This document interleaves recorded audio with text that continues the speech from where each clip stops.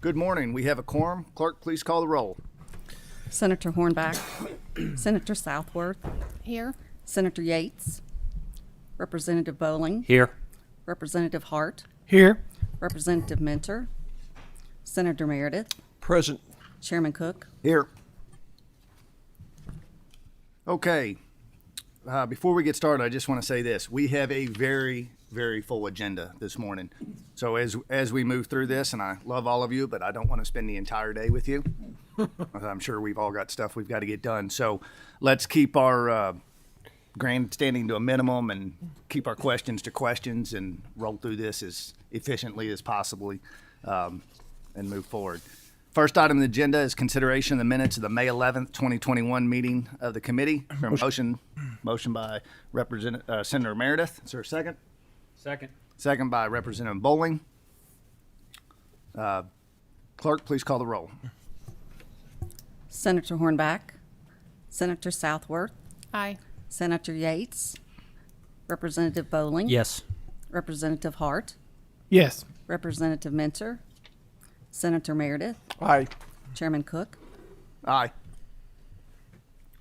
Motion carries. All vendors are registered with the Secretary of State's office. Total number of items on the agenda today are 682 and the amount of $463,027,719.01. The first order of business is consideration of the deferred list, which are with the University of Louisville, or numbers 138 and 143 from the May personal service contract list.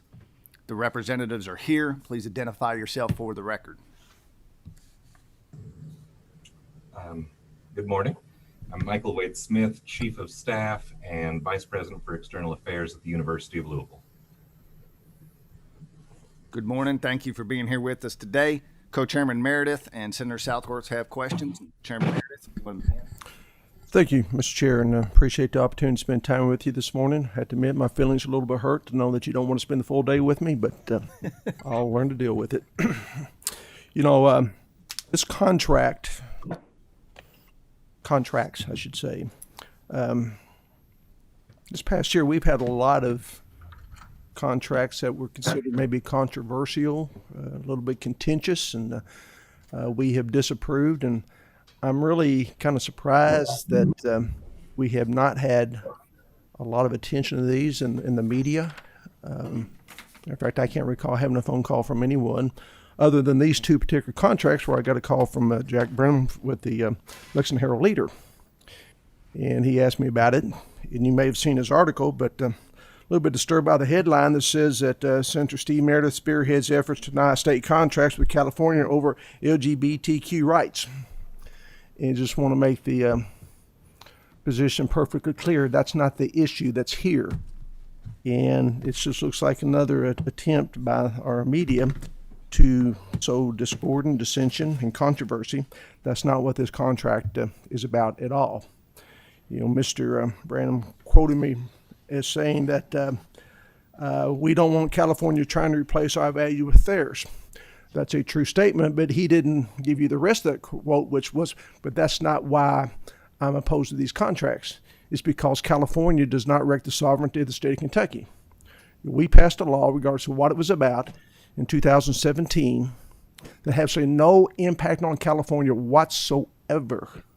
But yet they saw it necessary to take the action to ban their employees from coming to the state of Kentucky. And that was supposed to include athletic teams as well. But apparently that portion of it has not been enforced. So a little bit of hypocrisy there in itself. But again, I want to make it perfectly clear why I oppose these contracts.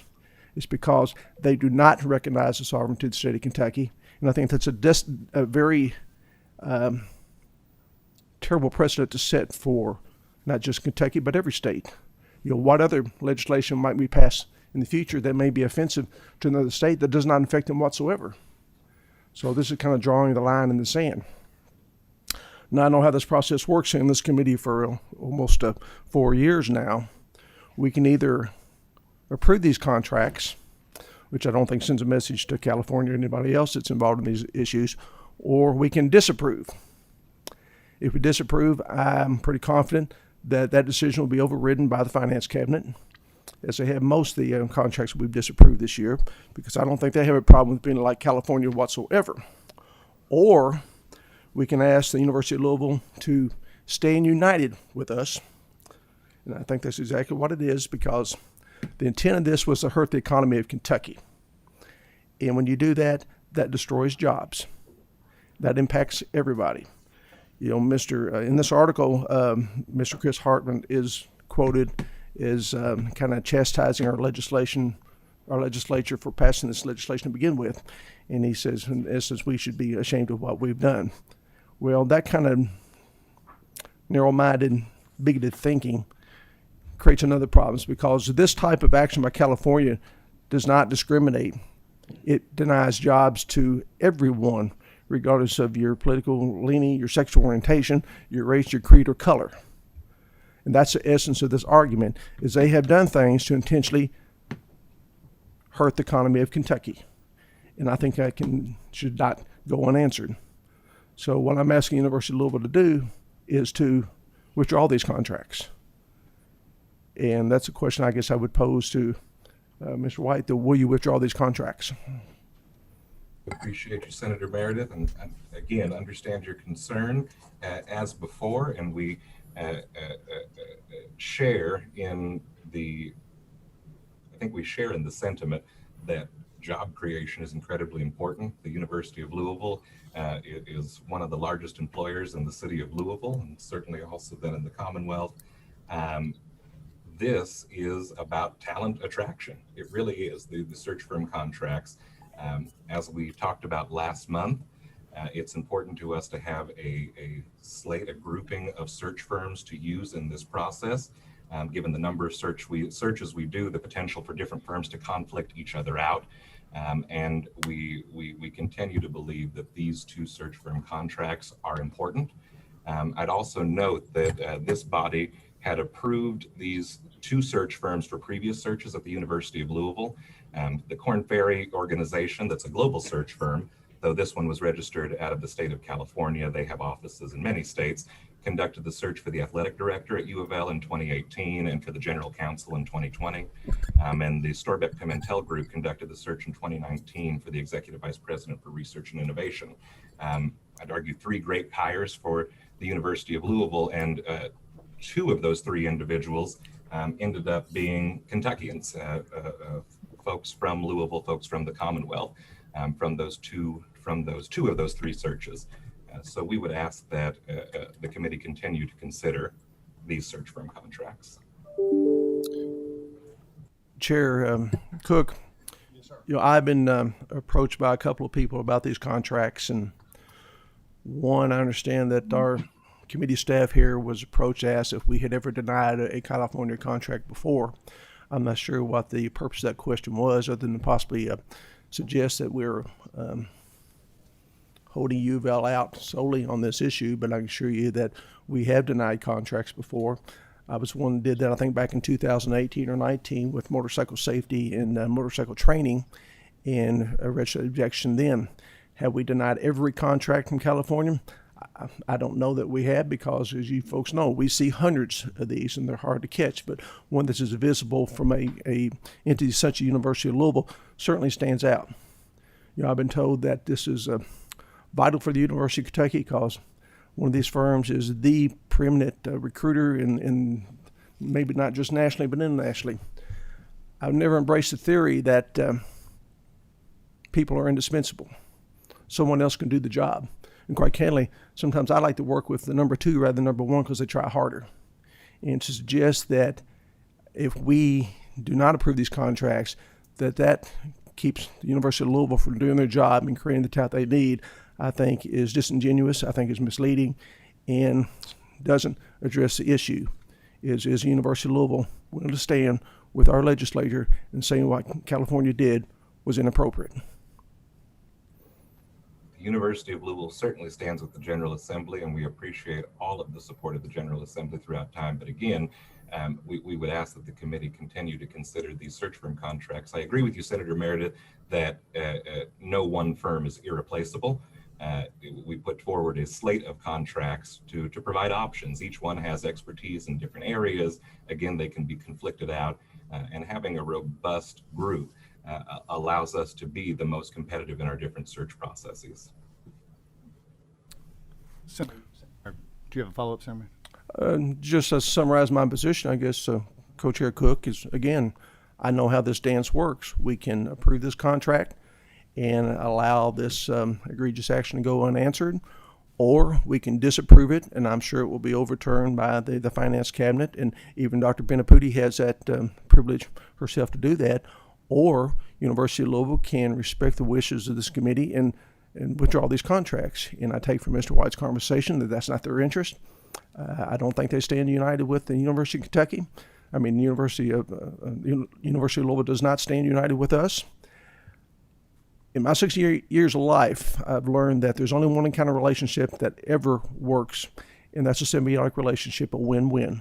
While this may benefit the University of Louisville, and I think the amount of benefit they get from it is questionable, but if it benefits them but it's detriment to our state, then it's not a win-win relationship. That's, again, why I asked them to withdraw these contracts, so we can send a message to California and or any other state that if we pass legislation that's specific to Kentucky, they have no right to interfere with it. Thank you, Senator Meredith. Senator Southworth? I just wanted to find out, it seemed like to me we had 8 or so other contracts last meeting that were on the same theme, and basically the point of these two being just so indispensable was because they would broaden the pool. But can we hear, heard about the Corn Ferry contract, can we hear about the SPNA and how indispensable they are as compared to our other firms? Are the other firms not really doing that much, or these are the main ones we're using, or are these like 50% of the whole or 10%? Just give an idea of that. I appreciate it, Senator. We put forward 8 contracts for review by this group. 6 were by this committee. 6 were passed in the last committee meeting. These 2, as you've heard, Corn Ferry is one of the preeminent international search firms.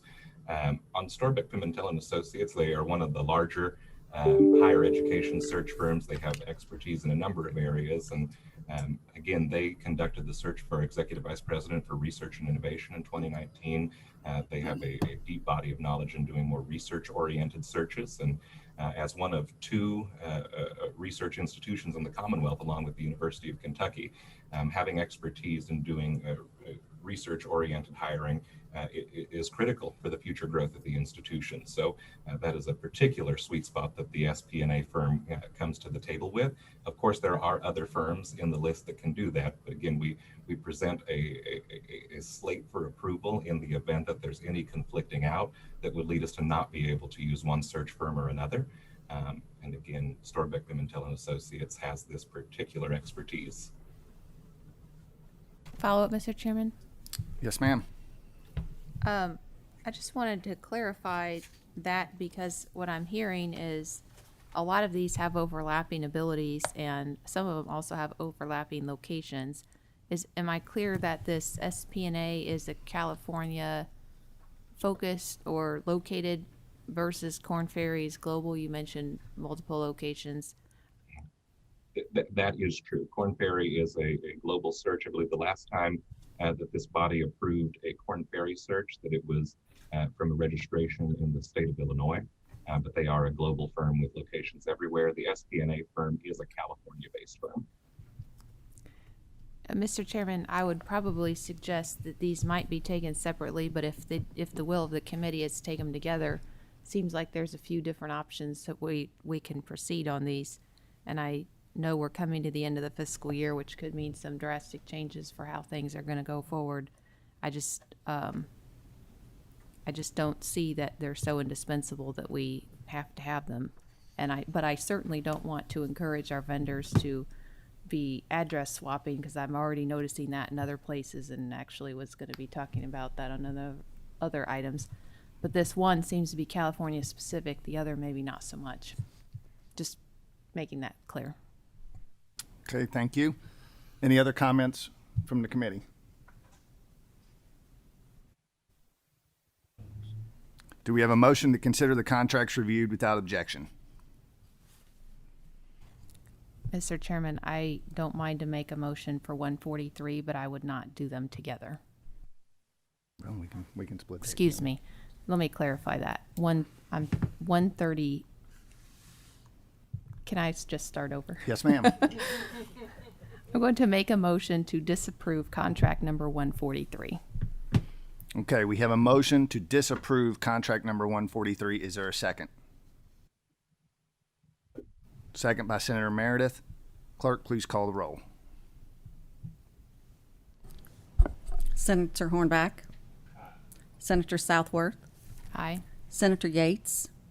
Representative Bowling. Aye. Representative Hart. Yes. Representative Mentor. No, explain my vote briefly. I don't think this committee needs to be in the business of disapproving contracts. As a university faculty member, I'm not a huge fan of search firms, period. However, it is the standard that we use in higher education, and if this firm in California has a good track record, then I certainly want to make sure that they can use those. So I don't think that this is the place. We don't need to be interfering with the way that universities do business in order to make a point about states having positions that they believe deal with discriminatory issues. So again, I do not vote to disapprove. Senator Meredith. Aye. Chairman Cook. Aye. The motion to deny 143 passes. We are now looking for a motion on 138. Do we have a motion to consider contract number 138 without objection? I make a motion to approve 138. Motion made by Representative Bowling. Is there a second? Second. Is that you, Representative Mentor? Yes. All right. We have a motion and a second. Clerk, please call the roll. Senator Hornback. No. Senator Southworth. Aye. Senator Yates. Representative Bowling. Yes. Representative Hart. No. Representative Mentor. Yes. Senator Meredith. No. Chairman Cook. Yes. The contract moves forward. Thank you, Chairman Cook, and thank you, committee members. And I assure that Senator Meredith of the University of Louisville will continue to work in partnership with the General Assembly. We appreciate all of your support. Thank you. Thank you for being here with us this morning. Next order of business is consideration of the agenda, including the deferred list, personal service contract list, personal service contract amendment list, memoranda of agreement list, memoranda of agreement amendment list, and the corrections list, except for those items selected for further review. Do we have a motion to consider the contract reviewed without objection? Second. Motion by Senator Hornback, second by Representative Mentor. All those, clerk, please call the roll. Senator Hornback. Senator Southworth. Aye. Senator Yates. Representative Bowling. Yes. Representative Hart. Yes. Representative Mentor. Yes. Senator Meredith. Aye. Chairman Cook. Aye. Motion carries. Okay, first item on the pulled list is with the Department for Environmental Protection. It is number 10 on the routine personal service contract green list. If the representatives are here, please identify yourself for the record. Chairman Cook and members of the committee, my name is Tony Hatton. I'm Commissioner of the Department for Environmental Protection. Corey? And I'm Corey Troutman, Director of Financial Management for the Energy and Environment Cabinet. Welcome. Thank you for being here with us this morning. Co-Chairman Meredith has questions. Thank you very much. I appreciate you being here as well. And I don't have any concerns about the contract, but I thought it was an opportunity to kind of educate us a little bit about this fund. I know this was a very hot topic about a decade ago, and just curious as to kind of what the state of the nation is with regard to this fund now. To begin with, how is this fund funded? Senator Meredith, the fund is funded through a 1.4 cent fee or tax on each gallon of gasoline sold in the Commonwealth of Kentucky. Federal environmental laws require petroleum underground storage tank owners to have some type of financial mechanism in the event they have a release from their system. Kentucky, like many states, because fuel in this particular setting is a cultural necessity, Kentucky, like many other states, uses a fund like this to offset liability that a tank owner may have for releases that occur. The fund does not cover their responsibility to have their systems in compliance with what the rules require, but it does provide up to $1 million per occurrence for releases of petroleum from underground storage tank systems. I don't really have, I've been involved with the program for a while, and some of the numbers are a little foggy in my mind. I remember 6, 8, 10 years ago, our actuarial showed us somewhere in the $250 million liability range.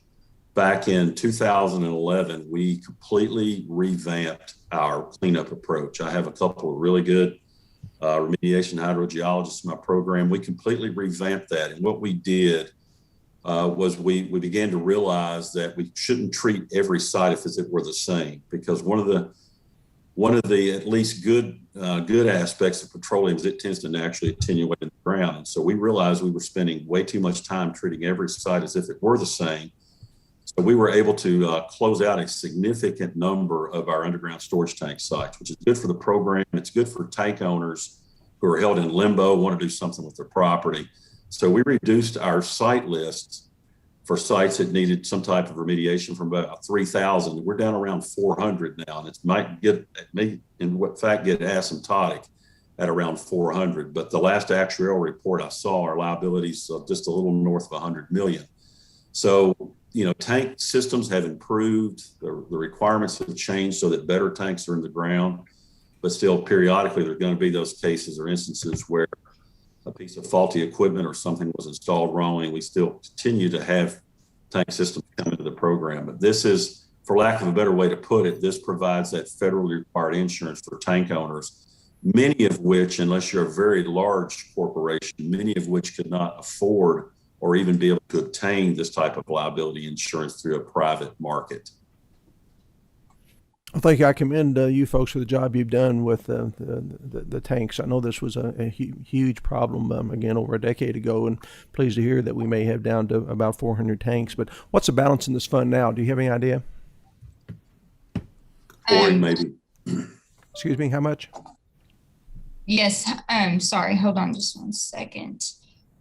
Well, right now, there's currently 36.3 million in the fund, but we do have a 30 million fund transfer that will happen by the end of the fiscal year, transfer to the general fund. And we're projecting maybe to have about 5 million carry forward into next fiscal year. How much revenue does this tax assessment generate annually? About 41 million. Sorry. Are these funds subject to being swept by any administration? Yes, sir. They have built in a fund transfer for the last several years out of this account. Do you have any idea how much we have swept over the years? How many years? Say the last 10 years. Ooh, no, sir, not off the top of my head, but just to give you a little bit of reference, in FY19, we transferred out 11.5, FY20, 11.5, and then 30 million this year, and I think we're scheduled for 13 million next year. But I can get you the numbers for the last 10 years. I appreciate Sure. that. Very, very insightful. I appreciate it. And, I would kind of hope that maybe we could leave these funds alone, let them kind of build an endowment, and the fund would eventually take care of itself. We could eliminate the assessment altogether, but apparently that's not what has been happening. But I do appreciate the information. And, Mr. Chair, I have no other questions. Any other member of the committee have any questions or comments on number 10? If not, do we have a motion to consider the contract reviewed without objection? So moved.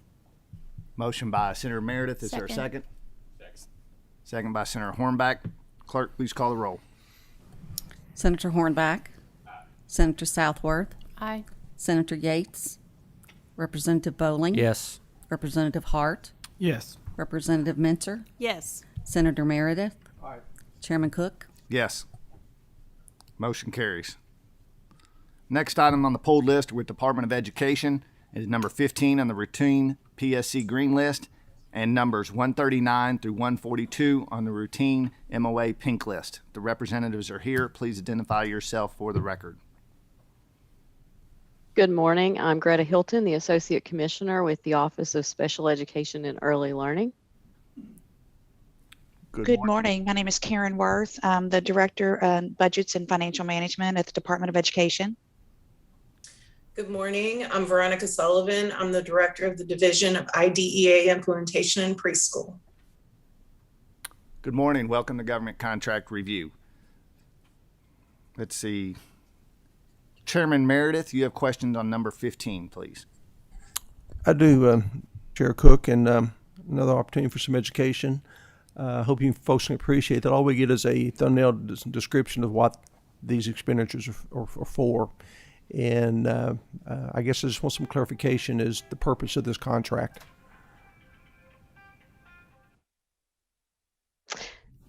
Yeah, sure. I'll jump in and just do a quick summary if that would be okay. So this contract is really a multi-part contract, if you will, for several things that pushes on our state systemic, or I'm sorry, our SPP APR, which is our state performance plan annual performance report. And each state's required to have one of these under the Federal Individuals with Disabilities Education Act. In the SPP APR, we have a series of 17 results and compliance indicators of the IDEA. And this contract actually focuses on 3 of those. It focuses on indicator 8, which is the parent involvement and satisfaction of parents of students with disabilities. Indicator 14, which is the transition for youth with disabilities.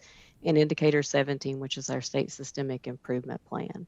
And I know that's a lot of information, but just to give you a little background on each of those, the indicator 8, the parent perception and involvement survey, what we do with that is we work through the University of Kentucky to release a survey each year that's actually opened from February to June. And we, from the Department of Education, we push this survey out into local school districts, and then directors of special education or ARC admissions and release committee chair people send this survey out to their parents. It's available in 3 languages, and parents are provided an opportunity to weigh in with their feedback and their perception on whether or not their child's school involved them in the education of their child and how they might improve and get better.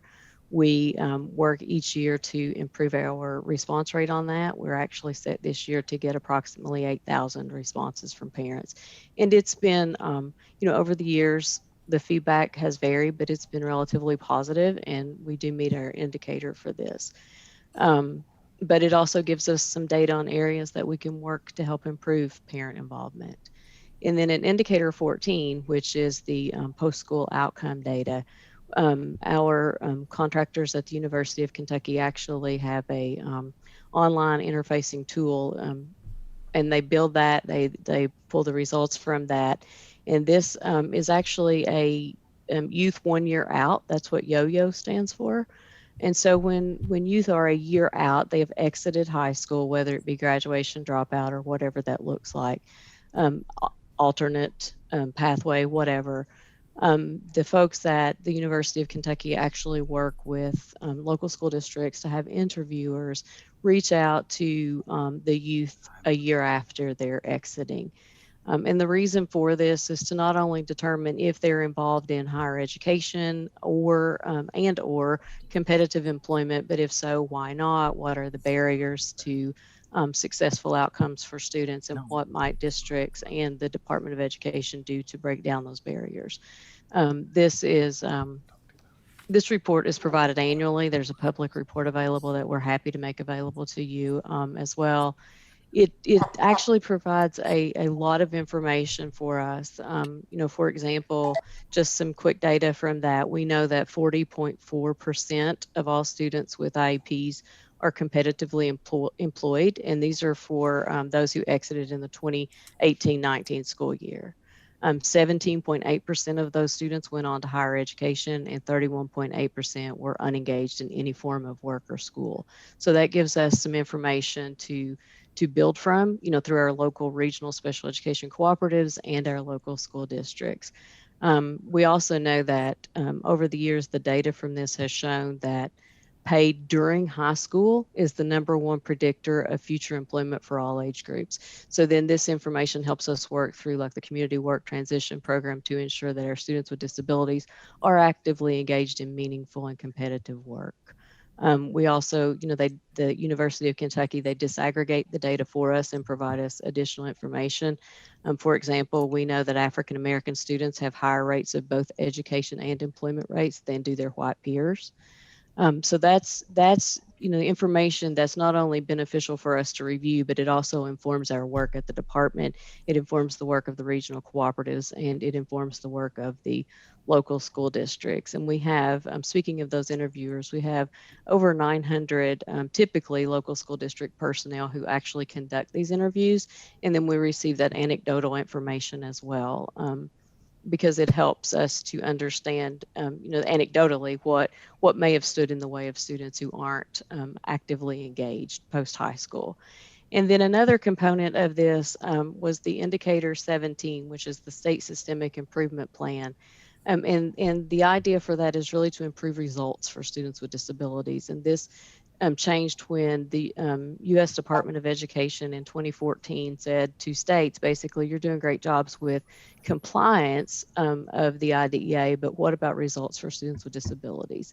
And they began this results-driven accountability model. And through that, states were charged with identifying the biggest areas of need for students with disabilities and developing a state identified measurable result, which we lovingly refer to as a SIMR, to determine how we're going to push on results for students with disabilities. And at that time, we reviewed our academic data across the state, and our mathematics data was pretty bleak. And so we focused on improving math outcomes, and we measure that at the 8th grade level. And the folks at the University of Kentucky help us provide an annual evaluation of where we are with this target each year. They also provide us with quarterly updates and help us tweak any measures that need to be along the way. And then this contract also includes some facilitation, because we know as we develop the targets for our state performance plan, we want to ensure that we have all stakeholder feedback in that. And that includes parents, the State Advisory Panel for Exceptional Children, directors of special education, and all others across the Commonwealth who have a vested interest in students. And so we work through the University of Kentucky to have a professional facilitator engage in those meetings so that we're able to gather all of the important feedback from stakeholders. So that's a lot of information in a little bit of time. So I'll stop here and see if you have any specific questions that we're happy to answer. It is a lot of information. I appreciate it greatly, and I certainly have been educated on this particular contract and the importance of it. At first glance, it looks like we're just kind of gathering data for federal reporting purposes, but it does look like you folks are using this data in helping formulate plans to drive our education system for the Commonwealth. So I can certainly support that. And Mr. Chair, I don't have any other questions. Any other, I'll make a motion to approve. Are there any other comments, questions from the committee on number 15? We'll separate these out. We'll do number 15 first. If there's no comments or questions, I'll second his motion. all right. We have a motion, a second, to approve number 15 in the routine personal service contract list. Clerk, will you please call the roll? Senator Hornback. Senator Southworth. Aye. Senator Yates. Representative Bowling. Yes. Representative Hart. Yes. Representative Minter. Yes. Senator Meredith. Aye. Chairman Cook. Yes. Number 15, motion carries. Now we'll move on. Senator Southworth, you have questions on 139 through 142 on the MOA list. Thank you, Mr. Chairman. My question is basically, we say here we're trying to get a literacy plan for birth through grade 12. And I want to find out, in light of the fact that compulsory school starts at 6, that our preschool programs start at 3, what does the Department of Education do in relation to children at birth. How is that going to work? Well, good morning. My name is Mickey Ray, and I'm the director of the Division of Program Standards. And I'm going to ask that Deanna Steele, she oversees this comprehensive literacy grant for us, and I'm going to ask her to speak to that for you this morning. Hi, I'm Deanna Steele from the Kentucky Department of Education. I direct the grants. And so your question is asking about how we're making a plan for including early education into our school system. And a big component of this grant is to try to partner the early child care centers with schools and to also reach out to parents in a stronger way so that they can partner with the schools early. So when we're thinking about our literacy plan within the schools is what is their plan to reach parents and to connect with early child care centers? So to be clear, a student might have, you might have a kindergarten student that then has a younger sibling born, but let's say it's the people's first child. How does the Department of Education reach out to a parent when they don't know that they're a parent? That's a very good question. And one of the things, our districts have been very, very creative in ways that they reach out to parents. So doing things like having baby showers in the community and talking to them about ways to interact with their child to build a strong foundation for literacy. And so they're reaching out to the community in lots of different ways. They're reaching out through health departments. They're reaching out through community events, having tables set up at community events. So they're being very creative and just thinking of any way they can connect with families in their community, whether they have children already in the school system or not. Okay, and finally, to tie this together, the HANDS program sounds extremely the same thing, and I'm trying to get a handle on how this grant is different or in addition to or around or duplicative. So this is a federal grant that is mainly focused on professional learning for teachers to make them more effective in reading and writing. However, as a part of the federal application, we had to also have a plan for reaching out to children birth all the way to grade 12.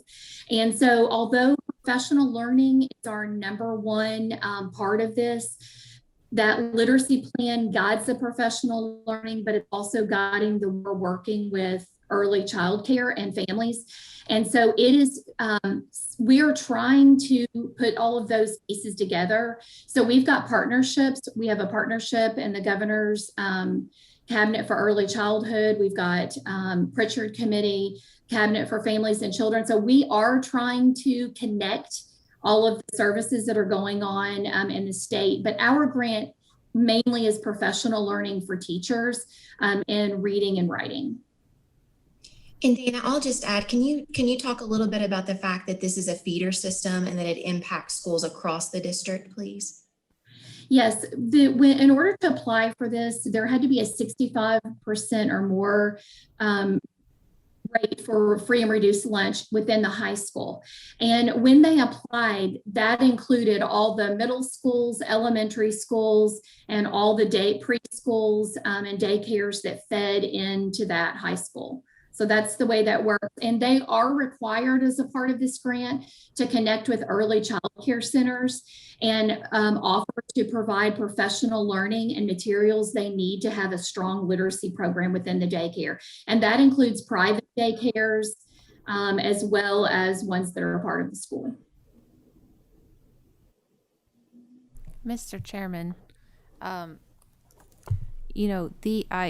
my friends in these districts, I certainly understand why they would apply for this grant because, any money is more money to spend on things that we want to accomplish. However, I'm just a little concerned with the fact that we've got, and maybe we need to look at this in more detail, but we just had this read to achieve argument on Mr. Chairman might not know about it so much, but on the Senate floor, we had this read to achieve argument about teaching reading, and I think we ended up passing both the so-called new program and then also the read to achieve, and now we've got this other deal here, and I'm not entirely sure how it ties in. the federal funds concern me a lot when we start talking about dumping money into private child care centers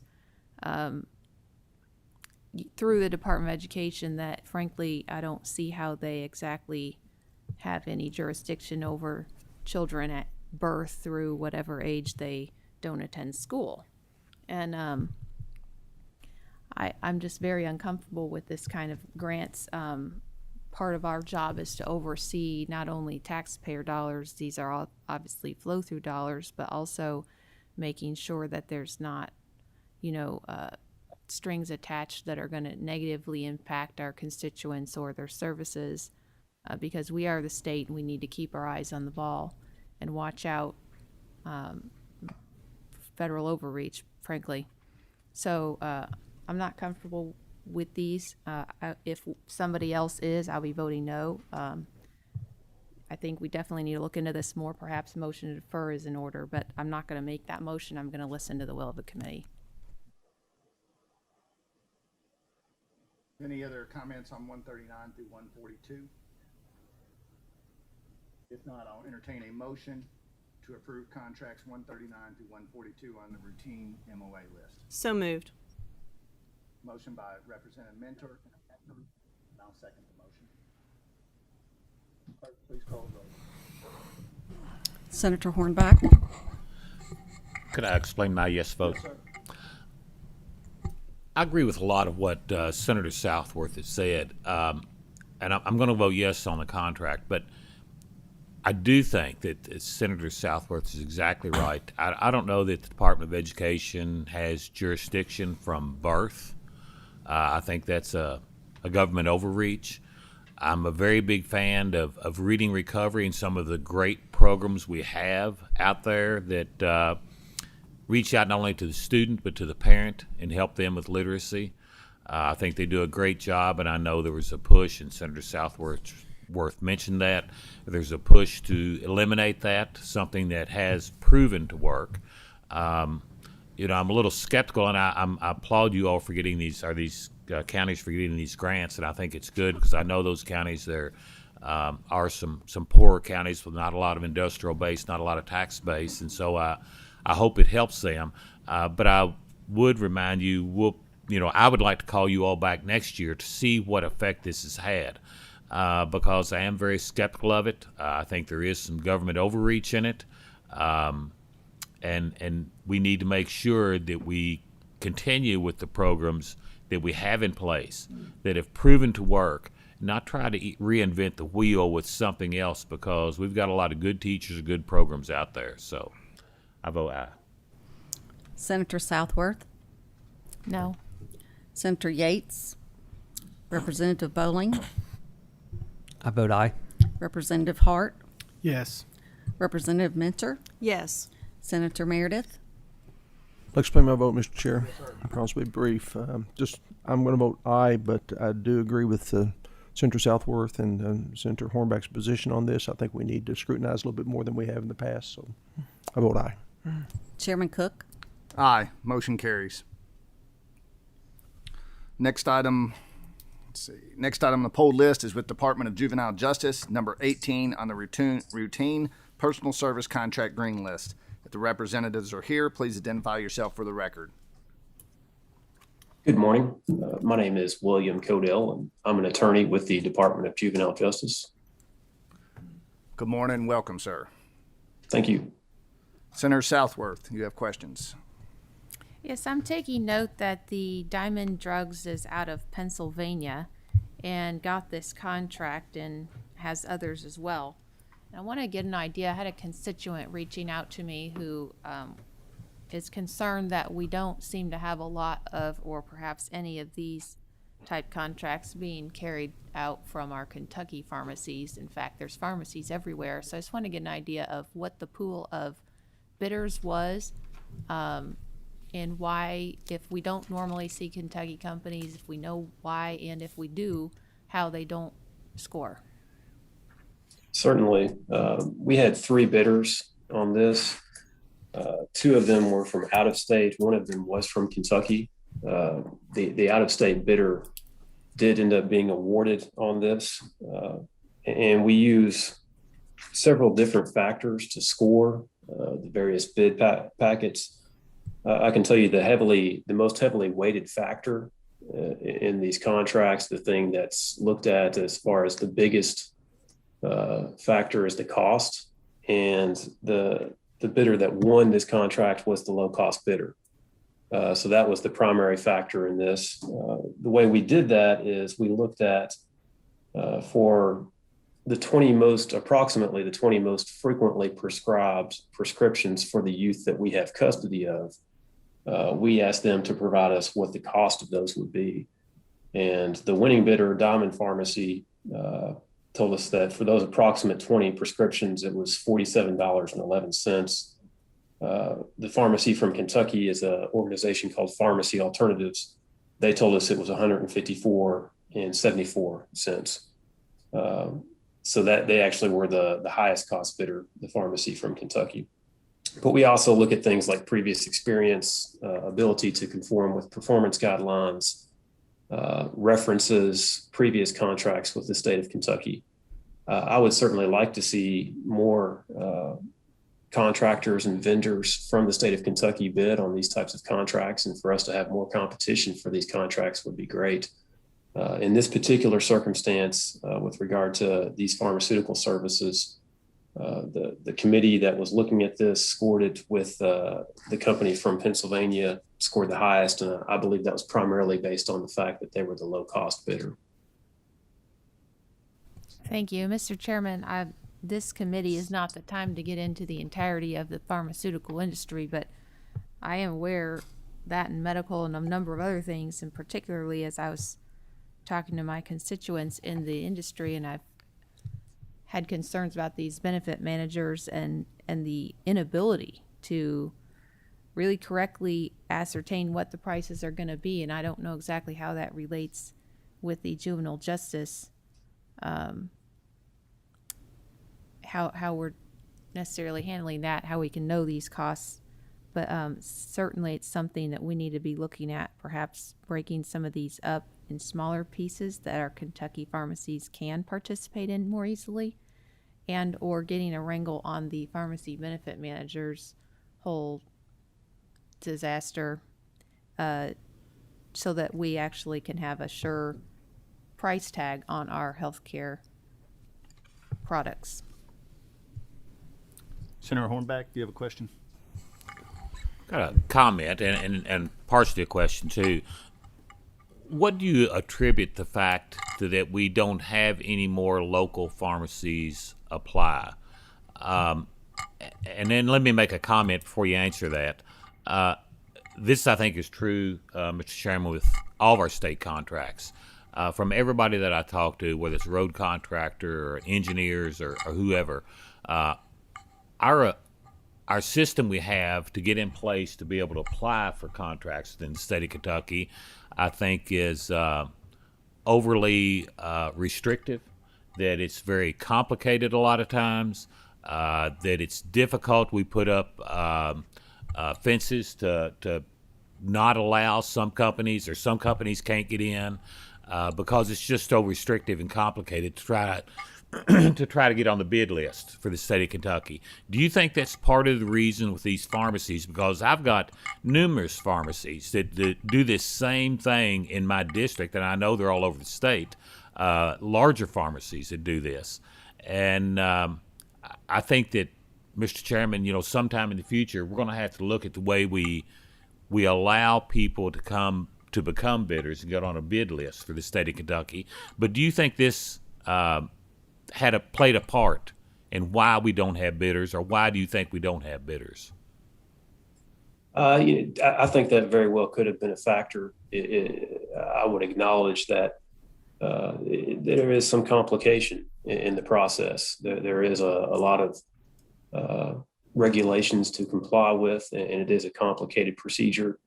And I would welcome any effort to look at potentially streamlining that. At the same time, I understand and respect that those regulations are there in order to make sure that we have a fair process. It does kind of make it a tricky situation sometimes, to where I know, as when we're looking for vendors, we're very cautious about not wanting to necessarily reach out to somebody and make it seem like we're trying to favor any particular vendor over another vendor. So there is a lot of rules, a lot of complications, and I think it's a matter of just trying to balance out and weigh, on the one hand, wanting to make it a very efficient process to welcome as many vendors as we possibly can to get competition so that we have lower prices. And on the other hand, making sure that we're regulating it appropriately to make sure that it's a fair process. So I can understand both sides of it, but I do believe in this circumstance that, the complication as far as getting on the list and bidding for these is an investment of time and resources for companies that may deter some local pharmacies from applying. Follow up. Mr. Chairman, just to follow up, thank you for that comment, and I think he's exactly right in all of our bid process. And I would hope that this committee at some time, whether it's a special meeting or something, I think that's something we need to look into, because I think it overly inflates the cost of all of our contracts for everything we do. Here in the state of Kentucky, I hear it all the time, and I applaud you all for getting the low bid contract, but I would still bet that it's probably 30% higher than it would be if it was going to a nursing home or some type of non-state agency. And it'd be interesting to see those numbers on a per cost basis for those different pharmaceuticals. So thank you. Thank you. Representative Bowling? Yes, thank you. I'm in the pharmacy, happen to be in the pharmacy business myself, and actually do supply long-term drugs to various facilities. I've actually looked at a contract at trying to get together a contract to beat Diamond Drugs, and I am familiar with them. We could not get anywhere close to their price, to their cost. It was by far the low bidder. So I just want to add that here. I don't know who your other bidders were in the process on this particular contract, but I know from a personal standpoint, as someone who has tried to expand my business, I've run up against them in several different avenues, and they have so much volume. They can buy so many drugs so much cheaper that we can't really touch their price. So I just wanted to add that for the conversation. Thank you. Thank you. Any other, Senator Meredith, question? Just comment very quickly. Certainly, I agree with all these comments. Hornbacks.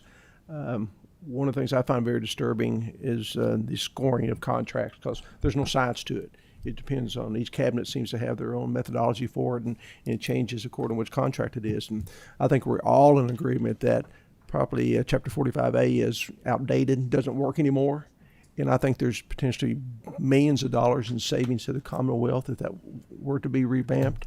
I think it's beyond the scope of this committee to do that. And one of the things I would possibly encourage the Finance Cabinet to do, and this is a big statement considering that I really don't like consulting contracts, but to engage a consultant to find out how we can improve this process and bring back some tangible recommendations as how we can truly give the citizens of the Commonwealth a return on their dollar, because I think it's there. This needs to be looked at and needs to be given some priority. Thank you. Sir, do we have a motion to consider the contract reviewed without objection? So moved. Second. Motion by Representative Minner, second by Senator Southworth. Clerk, please call the roll. Senator Hornback? Senator Southworth? Aye. Senator Yates? Representative Bowling? Yes. Representative Hart? Yes. Representative Minter? Yes. Senator Meredith? Aye. Chairman Cook? Aye. Motion carries.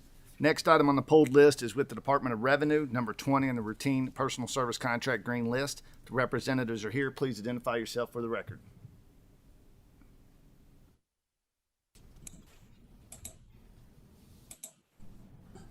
I'm Melissa Klink with the Department of Revenue, Office of Property Valuation. Good morning. I'm Bethany Atkins Rice, legal counsel for the Department of Revenue.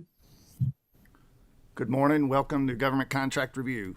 Co-Chairman Meredith. Co-Chair Cook, this should be a quick one. Two questions. Is this the capsule description we're given here is to provide funds to perform appraisals primarily for hotels and other businesses in the hospitality area. What does that mean? Perform appraisals for what purpose? To help the property valuation administrators throughout the state.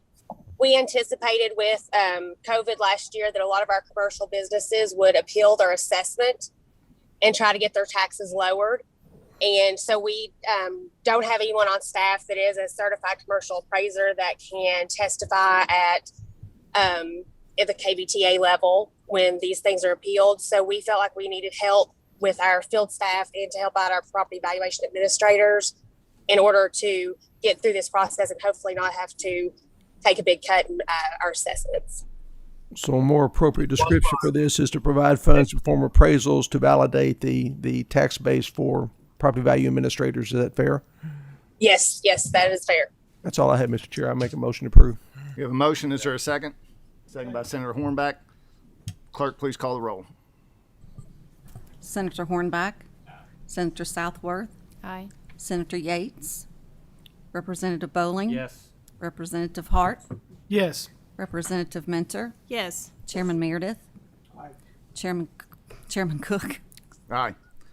Motion carries. Next item on the polled list is with Eastern Kentucky University. It's number 21 in the routine personal service contract green list. The representatives are here. Please identify yourself for the record. Thank you, Mr. Chairman. Ethan Witt with Eastern Kentucky University. I have two colleagues, Brian Mackinnon and Andrea Cashel from EKU Facilities and Purchasing, who are joining virtually. Welcome. Welcome to Government Contract Review. Thank you for being here in person. Co-Chairman Meredith. Yes, I just missed seeing Mr. Witt attend one of our committee meetings. It's always last good month. to see you. He texted me during the meeting that he couldn't be in attendance, and always a pleasure to see you. Always good to see you. Quite truthfully, Mr. Chair, I probably could have pulled contracts 21 through 32 because it's not the contracts themselves, but it's the substance of them. You know, they're so broad in nature, Mr. Witt, and I know we probably had this conversation before. I know with Mr. Harden sitting in the back of the room that we have, and these things concern me greatly as to how we put an accountability into these numbers. You know, we're in essence approving a budget. We're not approving any contracts. So I just, the whole process just bothers me. So when I pull 21, it really is all these others that, you know, provide funds for various things, but we don't know how they're going to be dispersed. And that, I guess I just want some assurances that for each of these services, we're going through the bidding process and there's some validation of it. And it's not just because Joe's Lawn Care does a great job of mowing grass. And I just need some sense of security that there are processes in place to make sure you're spending your dollars as fiduciarily responsible as we possibly can. Certainly. Yes, sir. So every category that you mentioned has a maximum threshold that's allowed. So within those categories, every vendor that has been approved has gone through the solicitation process. So, you know, the architectural category that you pulled the contract on, for example, there's a list of nearly 20 vendors there that have been pre-approved. All but one are Kentucky companies. The one that's not is a Cincinnati company. And really, it's just a matter of doing business. These are all facilities-related contracts. Some could be timely in nature in terms of the work and when it needs to be performed. So it's having that authorization in place as needed. Any California companies in here? Well, so I only have the list of the architectural companies. On that one, I can tell you there are not any. Just beware. Understood. I appreciate that, and again, it's not questioning anybody's integrity with regard to these, but I think it's just loose. I'm sure there's processes in place at each of our respective universities to make sure these things are handled appropriately, but again, Kentucky has a history of sometimes just giving contracts because somebody knows somebody who knows somebody. So I hope you can appreciate my hesitance with regard to that. But Mr. Chair, I don't have any other questions. Just wanted to pursue that line of questioning. Thank you. Do we have a motion to consider the contract reviewed without objection? So moved. We have a motion by Co-Chairman Meredith. We have a second by Representative Hart. Clerk, please call the roll. Senator Hornback. Senator Southworth. Aye. Senator Yates. Representative Bowling. Yes. Representative Hart. Yes. Representative Mentor. Yes. Senator Meredith. Aye. Chairman Cook. Yes. Motion carries. Next item on the polled list are Economic Development, Office of the Secretary. Their numbers 36 through 40 on the routine personal service contract green list, and number 195 on the routine MOA pink list. Representatives are here. Please identify yourself for the record. Good morning. My name is Anthony Ellis. I'm the General Counsel for the Cabinet for Economic Development, along with the Government Affairs Director and also the Executive Director of KY Innovation, which is the source of many of these contracts. Good morning. Welcome to Government Contract Review. Thank you. Co-Chairman Meredith, I'll let you have questions on numbers 36 through 40. Yes, sir. Mr. Ellis, good to see you as well. Good to see you, sir. I know you've presented our committee before and have always done an excellent job. And yeah, I just for all these contracts, I understand the purpose of them. Just curious though, is how we're measuring success for each of these areas. Certainly, we all want to see economic development in this state thrive, but I'm just curious with each of these groups how we're measuring success. Is one doing a better job than the other? And can one learn from another? And do we need to consolidate this? I mean, 1,000 different questions, but just want to make sure, again, that the taxpayers' dollars are being spent as wisely as possible. Sounds like you've been sitting in on our calls. These are our very same concerns. I got voluntold to take over this division in February. I've fallen in love with it. I think it's great. Entrepreneurship and innovation is alive and well in Kentucky.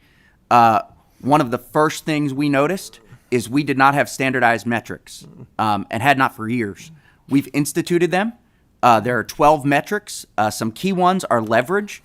One of the things you asked is, are we getting back our dollars? Entrepreneurship delivers your dollars back. We're pushing for 10 to 1 with 2 to 3 to hopefully $5 of out-of-state money. If we just pass our money around in Kentucky, we're never going to grow. So we need foreign dollars to come into the state and invest in our companies. We need those companies to make sales outside of Kentucky and bring those dollars in. We have a monthly call now where every single hub, which you saw Bowling Green, Bowling Green is a great success story. They've been crushing it. We just increased their budget. Western Kentucky, Sprocket and Grow West, crushing it in ways that nobody anticipated. Largely, and Senator Meredith, it's rare. I will say it's because of the people. The people that we have in these organizations have been fantastic. They've risen to the challenge. And we're really excited. These contracts represent an investment by the state in entrepreneurship at a time that it's critical to do so. There's a huge market of competition for the talent and these companies. We think we're getting in the game in a big way. We really appreciate the legislator's support. In the last session, you allowed us to make a lot of changes to these programs to streamline them, modernize them. So I can assure you there are metrics. We're very, very carefully monitoring them. And we really look forward to the growth these entities are going to have over the next year. You mentioned standardized metrics. I think you're just trying to sweet talk me. But, no, I can tell you, there are 12. So one is number of dollars invested in the communities, number of trainings, number of new participants, which is a big deal. Are the same people coming to the events and trainings over and over again? Or are we actually reaching out into the community and finding the entrepreneurs that are out there? God, now I'm blanking. I apologize. There are 12. We spent a lot of time working. So we're actually setting up a dashboard with KY Stats. There's been a lot of really great cabinet participation, inter-cabinet participation. KY Stats is setting up the first ever entrepreneurial dashboard for Kentucky, where we're going to be able to look and track where we're falling on all of the metrics across the different ranking institutions. There's Kauffman and others. So, we think that you're going to be able to see results. We're getting a lot more transparent. And our goals and metrics are going to be published. There's a lot of great examples. We're not rich. We don't have a ton of money. So we really have to reach out and see what other people have done really well and bring it back home. To that end, and I commend you for what you're doing, because it sounds like we're building accountability in the system, and certainly we need that.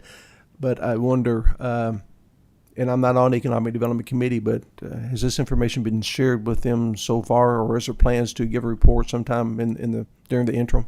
You'll see me next week. Is it next week? It's the 17th. All right. That might be 2 weeks. Good. Time.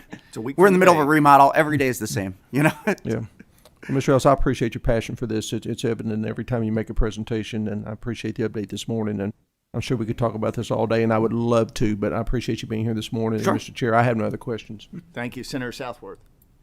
I'm going to maybe jump out of order, but I don't think it's out of order with the 36 through 40.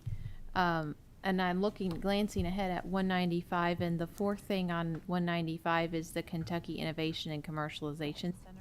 So can you tell me what the local centers contracts are different than the KYTC contract? Sure. So all of the locals, which I can tell you every single contract that we're presenting to you today is with a Kentucky company right here with Kentucky staff. So each of the regional hubs have their own contract, and that was started back in 2018. We've stayed with it and added to them. It's important for these institutions to have name recognition. In entrepreneurship, you really need one spot that everybody knows where to go. So if we make changes, we don't really want to change the organizations as much as there may someday need to be personnel changes. But if you start switching the names of these organizations every couple of years, nobody's going to have a clue where to go to get the information they need. And if there's one thing we've learned, entrepreneurs need to be able to get their information quickly. So each hub has their own thing. And then there's a statutory provision that provides that we can contract with a science and technology corporation to provide some oversight and management. The two areas where we're really going to look to KSTC to partner up are one, in technology solutions. So we need the hubs to collaborate together to figure out what technology is going to allow them to be more efficient, reduce their personnel costs, and provide more services. We really want KSTC to be the manager of that. We really want to place them, they've been there for 20 years. I mean, I actually think they're from the 80s, but for 20 years, they've managed the ICC program. We want them to step up their game. They've partnered with us. They've done it. They've adopted the metrics and accountability standards we want. So that's the management side for them to manage those contracts. But we're still going to do a lot of that management in KY Innovation, but for the technology side and the event. Every single state has an event where they come together and put their smart people in a room around entrepreneurship, give out some awards, cheerlead. I'm going to do a lot of cheerleading, talk about the strategy for next year, and talk about what we've accomplished this year and where we need to go. We haven't had that kind of event in years. This is a great opportunity with all the energy and enthusiasm coming out to do that. We're in some discussions. I can't reveal the sources because they're still confidential, but we think next year we're going to have an awesome one. You can all come. But we don't know how much that's going to cost, so we put money in that budget for that event. I can tell you with certainty, I monitor that budget like a hawk. I don't want to rent space if we can get it for free. If we can partner with somebody that's already doing an event, let's do it, tag along and get all the benefits and share the cost. But I'm not 100% sure how much it's going to cost, so I give them a little bit extra in the budget. But every single dollar that they have to spend in that budget has to come through us first. So we're going to pre-approve it, and then they're going to spend it, and then we're going to reimburse them. That's how they're structured. And they've been great. I got to say, KSTC has really stepped up with the direction and mission that we've gone in. I encourage you all to talk to Terry Samuel and for him to meet you. I think the direction they're heading, which you're going to see over the next few years, is very, very strong. All right. Senator Meredith? Since Senator Southworth started a discussion on 195, I requested that contract be pulled, and you answered one of my concerns. I want to know if there were performance metrics from those folks as well, because of the history of this. Those 20-year period, I think there was strong sentiment that they had not delivered the appropriate return on a dollar that they should have. But now you feel you're monitoring that appropriately, and there is some accountability, and it's just not renewing the contract every year just because of we got relationships with people in these organizations. 100%. I can tell you I didn't know a single person in this community. Well, maybe a small handful, but of the people that I deal with now, I've met them all within the past year. I mean, I couldn't have told you what the entrepreneurial organization was in Bowling Green or Paducah. I just came back from Paducah. Amazing work they're doing. I mean, we should be very, very proud of how the entrepreneurial community has come together over the past year from coast to coast, from all the way in the north of northern Kentucky to Paducah to Pikeville. They've gathered together and supported each other, and I think that connectivity is what's going to drive us forward in the next year. Are there any performance standards that are separate for KSTC than yes, the others? Of course. Yep. We've got a bunch for them too. I mean, they run our investment fund. So, we want that investment fund to have an open application period. Every application we get of somebody wanting money, especially if we advertise it and promote it the right way, are leads, right? If you're out of state and you submit an application saying you're willing to move here for money, now we know you're willing to move here. Now we're just negotiating on price, right? So we want those application periods to be open. We want to make sure that through that open application period, it gets disseminated around the state. We made changes to the fund this year to make sure that could happen. So we've got metrics for them. We want to see dollars delivered. We want to see number of applicants. There are a lot of things that we're working through. We haven't figured out all the metrics with KSTC yet. We have the hubs down. KSTC, I hope to have done by September. Okay. Thank you. Thank you, Mr. Chair. All right. I've really enjoyed your presentation this morning. Pleasure to be here. Fantastic. We need to do these separately. So first, if we can have a motion on numbers 36 through 40. So move. Motion by Senator Meredith, second by Representative Mentor. This is on numbers 36 through 40 on the routine PSC green list. Clerk, please call the roll. Senator Hornback. Senator Southworth. Aye. Senator Yates. Representative Bowling. Yes. Representative Hart. Yes. Representative Mentor. Briefly explain my vote. Yes, ma'am. I vote yes, and you're right. We are crushing it in Bowling Green at the Center for Innovation and Commercialization. Proud to have that in my district. Senator Meredith. Aye. Chairman Cook. Yes. Motion carries. I'd like to have a motion to consider contract number 195 on MOA list. Make a second. Motion was made by Senator Meredith, second by Representative Bowling. Clerk, please call the roll. Senator Hornback. Senator Southworth. Aye. Senator Yates. Representative Bowling. Yes. Representative Hart. Yes. Representative Mentor. Yes. Senator Meredith. Chairman Cook. Aye. I look forward to the invite next year. I'm going to give you guys one heads up, too. There's one contract, and this is completely my fault, that did not get done by the deadline. There we go. No. That's coming. No. So we have 6 hubs. Northern Kentucky is the only one that didn't get done. I hope to have it done shortly.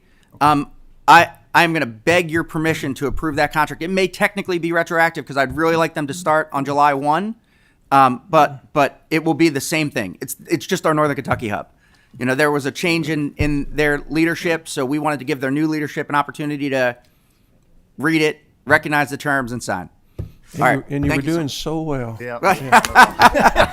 Got to save it till after the vote, right? There goes all the attaboys. Well, look, thank you very much for having me. I'm always happy to come and talk to you about entrepreneurship. And we hope to see you in the interim to really talk about where we're going. Yes, sir. Thanks so much. Thank And you also, being can I, here. can I make one comment real quick? Sure. Yes, sir. Briefly. Always keep in mind, just in Eastern Kentucky, I know you see some of these like Louisville, Paducah. If you're 60 miles from Paducah, you're going to be there within an hour. If you're 60 miles from somewhere in Eastern Kentucky, you're not going to be there in an hour.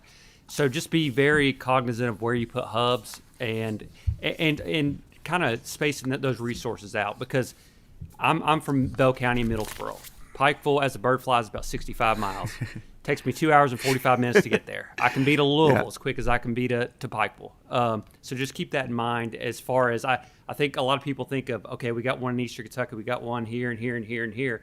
Well, in flatland, that's all great, and I understand where people are coming from. But in the mountains, there are mountains, and we have to drive around them. So thank you for considering that. Representative Bowley, I'm just going to add one thing. Eastern Kentucky is one of the most beautiful places on earth. I love it. We've got multiple offices there. It's all through SOAR. So they have an office, I believe, in Manchester and 2 other locations. I apologize that I can't remember exactly where their office is, but that was a big part of their agreement and why you see that they get a little bit more money for personnel. It's recognizing that divide. Hopefully, with the new road, it'll be shorter. But I'll be down in Eastern Kentucky, hopefully either late next month or early in July. So come on by and we'll give you the tour. Sounds good. Thanks. Thank you so much for being here today. Thank you. All right. Next item on the pulled list with Kentucky Lottery Corporation, number 66 and 67 on the routine personal service contract green list. The representatives are here. Please identify yourself for the record. Good afternoon. Good morning, Mr. Chairman. I'm Mike Denny, Assistant General Counsel for the Kentucky Lottery Corporation. Good morning. Welcome. Thank you for being with us this morning. Senator Southworth. And we have 2 other representatives. Oh, okay. Let them introduce themselves. Good morning. I'm Edie Frakes, Vice President of Marketing at the Kentucky Lottery Corporation. Welcome. And good morning. My name is Chip Polston. I'm Senior Vice President of Communications, PR, and Social Responsibility at the Kentucky Lottery. Good morning and welcome. Senator Southworth.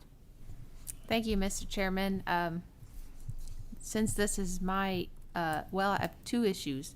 One is it's my industry, and second of all, I have had concern for a long time. In fact, filed a bill this year relating to this issue, so I'm happy to see this contract and finally get some of the details on exactly what's going on with lottery marketing plans. I want to get an idea, who is the one on staff that knows the industry and helps make decisions for what's a good deal and what we should be doing as far as marketing and kind of what the return on investment looks like. And with regard particularly to TV, there are other things here, billboard and so forth. I understand putting up what's the Powerball numbers, but TV ads have long bothered me, and the prices here bother me even more. I guess that's a question for me. I have been responsible for the advertising and the whole marketing department since the fall of 2016. We have 2 agencies that have been under contract since around that same time. We make decisions regarding media plans for TV, radio, digital, billboards, all based upon proposals that come through from different places. We also use internal media buyers to place our television schedules. I don't know how much more specific you would want us to get. I can tell you that our entire advertising budget is less than 1% of our gross total sales. And that we do a return on investment after each campaign. Okay, what I guess I wanted to get a little bit more to is how does the board make the decisions on what forms of advertising work and why they work that way? And where I'm trying to go here is with, we've got a variety, this firm that gets this contract, is it up to them to help direct you, or is that something that you basically say, okay, we want this much TV, we want this much radio and so forth, you just need to do it? So we give them a creative brief for each program that we're asking them to do, but we have an internal shop that we decide. Our director of media gives the recommendation of where we need to be, and there are a lot of factors that weigh into that. We want to make sure that we don't over-index in any area of the state. So our percentage of sales lines up very succinctly with where we're spending the money and what we're spending it on. Does that help? That probably helps somewhat. Maybe I'll dig into that in the future. But one final question, particulars here. For example, we have some TV spots that looks like there's some concept and producing spots, 30s and 15s, 25,000 for 3 spots from the same concept. And then there's editing, a 30 and a 15 for $10,000. When we're talking about editing, are we updating, are we talking about updating animations, updating? Correct. So yes, ma'am. So we do a tracking study and we track our ads. And if they are well received, if they are seen and liked and have a certain likability threshold, oftentimes we will reuse them to save money. And so if there's a concept or a theme, and it seems like you're very familiar with that, we're able to swap out perhaps an end card to show the new product, a new ticket, a new concept, a new game, but use the same concept. Okay, so what I'm trying to get to the bottom of is in this swapping out for using essentially the same skeleton, $10,000. Do we have a handle on what $10,000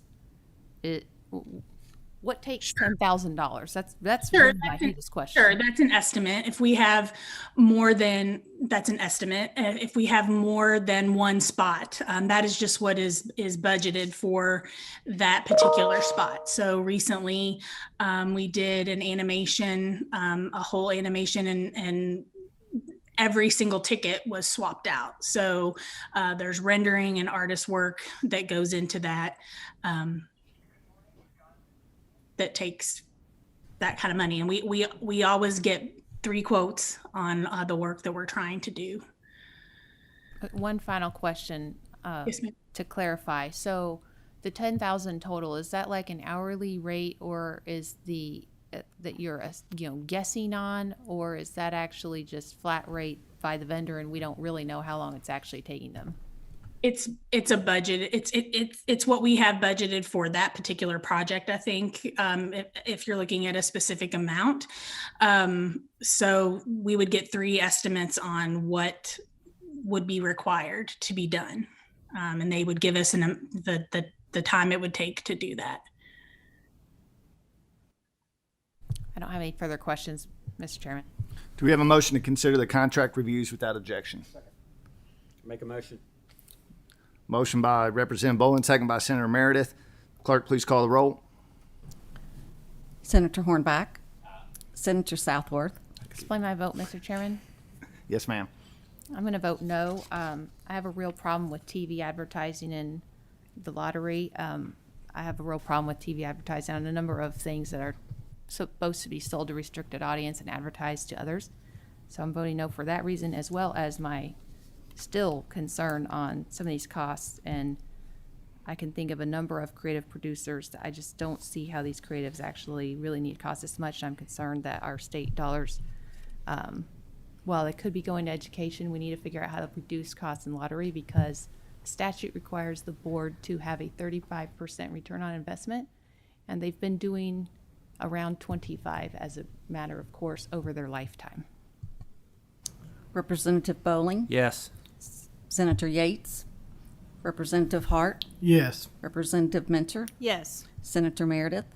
Chairman Cook. Yes, motion carries. Let's move to Northern Kentucky University. The next item on the Thank pulled you. list is with number 99 on the routine personal service contract green list. If the representatives are here, please identify yourself for the record. Yes, good morning. This is Mike Hales. I'm the Interim Vice President for Administration and Finance and CFO at Northern Kentucky University, and I'm joined by two others who I'll let introduce themselves.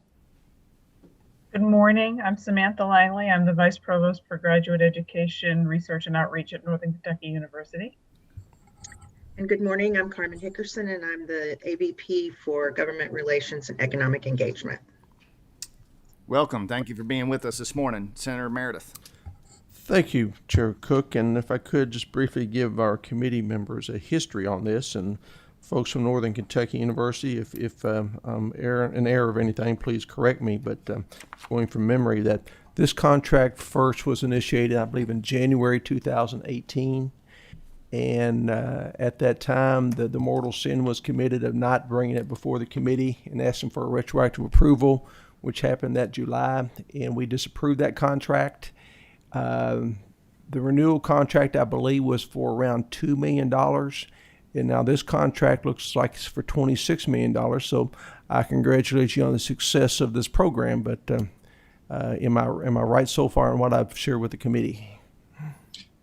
Yes, Senator Meredith, what you're saying is accurate. We've it started back in 2018, and the contract has been approved several times. It's grown from the original that you mentioned. I think in fiscal 19 it was 5 million, then grew to 11 million. Last year was 17 million, and next year it's going to 26. Yeah, I think when you hit the $11 million mark, I ask you all to take a hard look at this contract in terms of the continued revenue sharing. Because again, for the committee's benefit, please know that 50% of the tuition dollars for these courses are going to this company. And my concern's always been, if you got that kind of profit margin in post-secondary education, then particularly for this type of coursework, maybe we need to be shutting down our college campuses and move everybody to this type of educational process. But what I encourage you folks to do in the future is, I think as this thing continues to grow, that there should be some recognition from academic partnerships that this being a symbiotic relationship, that 50% should probably diminish a little bit in the future. I'm not sure what it should be, but to continue to 50% rate, I just have a problem with. It's a substantial amount of dollars, and they're still going to be wildly profitable. I assume you folks will be as well, but I got a problem with 50% of every dollar being given to this company. So, Mr. Chair, that's my concern. But I would ask you folks, have you given any consideration to that, or has that been any part of the contract discussions? Yes, we have been in conversation with academic partnerships about the percentage. I will say 50% is pretty much a national average for those types of contracts. When we went into this, certainly we did a lot of research with other universities, and found out that 50%, and that has to do with the significant upfront investments that they do make. They then look obviously to recoup that and make their profit, throughout the rest of the contract. But we have talked to them about, obviously we know that it's been wildly successful for them, for us, but that we do want to continue to look at that percentage and continue to see for the remainder of the contract if we can work on that. Well, I always heard if you believed in averages that no one would ever drown in the Rio Grande River, and that is on average only 3 feet deep, but it happens, and averages don't mean a whole lot to me. I do recognize that they had initial upfront investment. Feel confident probably that has been recouped, but certainly I'll vote for approve this contract today, but if I'm back here next year, I really hope that you folks will tell me that you have reduced their percentage and we do this more on a graduated scale. I think that's fair to everyone. Understood. That's all I have, Mr. Chair. Any other questions or comments on number 99? If not, do we have a motion to consider the contract reviewed without objection? So moved. Motion by Representative Hart. Is there a second? Second. Second by Senator Meredith. Clerk, please call the roll. Senator Hornback, Senator Southworth, Aye. Senator Yates, Representative Bowling, Explain my vote. I'm going to vote yes today to approve this. Senator Meredith brings up some great points. A 50% return on it, that's healthy. And I realize too there's upfront cost in the development of software and all the programming they're put in place, but that's a significant amount of money, and you just don't see profit margins like that or revenue sharing like that in other areas. So something I would urge Northern Kentucky to continue to look at and just consider in the future. Thank you. Representative Hart, Yes. Representative Mentor, Yes. Senator Meredith, Chairman Cook. Yes, but also echoing what Senator Meredith and Representative Bowling said. I think that was a very valid point. Motion carries. Thank you for being here. Next item on the polled list with the University of Kentucky. The numbers 105, 114, 116, 117, 127, 130, 134. And these are on the routine personal service contract green list. Representatives are here with us today, so please identify yourselves for the record. Thank you, Mr. Chairman. I'm Bart Harden. I'm the Director of Government Relations for the University of Kentucky. I have with me today Barry Swanson, our Director of Procurement, and we'll be happy to answer any questions on these contracts. But with your indulgence, we would like to pull 2 contracts, and let me make sure I get the right numbers here. Barry, can you help me? We've revised our procedures over. You may use your microphone, sir. Thank you. I'm sorry about that. In the 4 years that I've been here, we've revised our procedures in our personal services contracts area. A lot of those revisions are pursuant to the comments and guidance provided by this committee. We used to submit these contracts even though if we weren't sure they were going to be utilized. We now only report them if we know we're going to utilize them and for an amount that we believe we will utilize instead of some budgetary amount. And so 2 of these contracts, Impact Advisors and PricewaterhouseCoopers, we do not anticipate, or we are not aware that we will be using them in the coming year, and so therefore, pursuant to our revised procedures, we would like to request that those be pulled.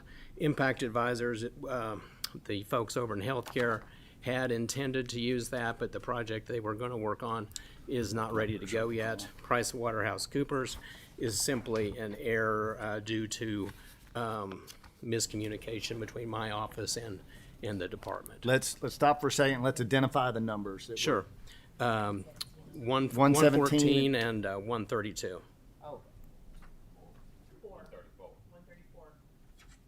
There's several price. No, there's 2. It's 132. 132 wasn't on our list. 132 was okay. 132 is BKD.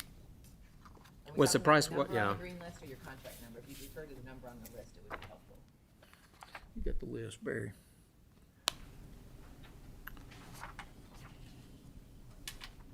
We have Impact Advisors as K22-114. You are correct. It's 134.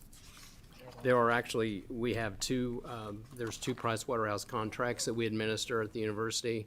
One's for healthcare and one's for campus, and it's 134 that we'd like to withdraw. So 134 is getting pulled? Yeah, 134 and. Withdrawn. 134 is withdrawn, and what was the other one? 117. 117.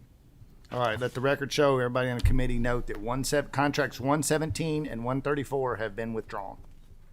Thank you. Okay, let's continue forward.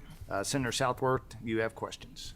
Yeah, I want to take separately number 105 and comparing it to this other contract on the same exact topic. We had Trinity Consultants got a contract in Covington, and then we have this All For Environmental from Pennsylvania.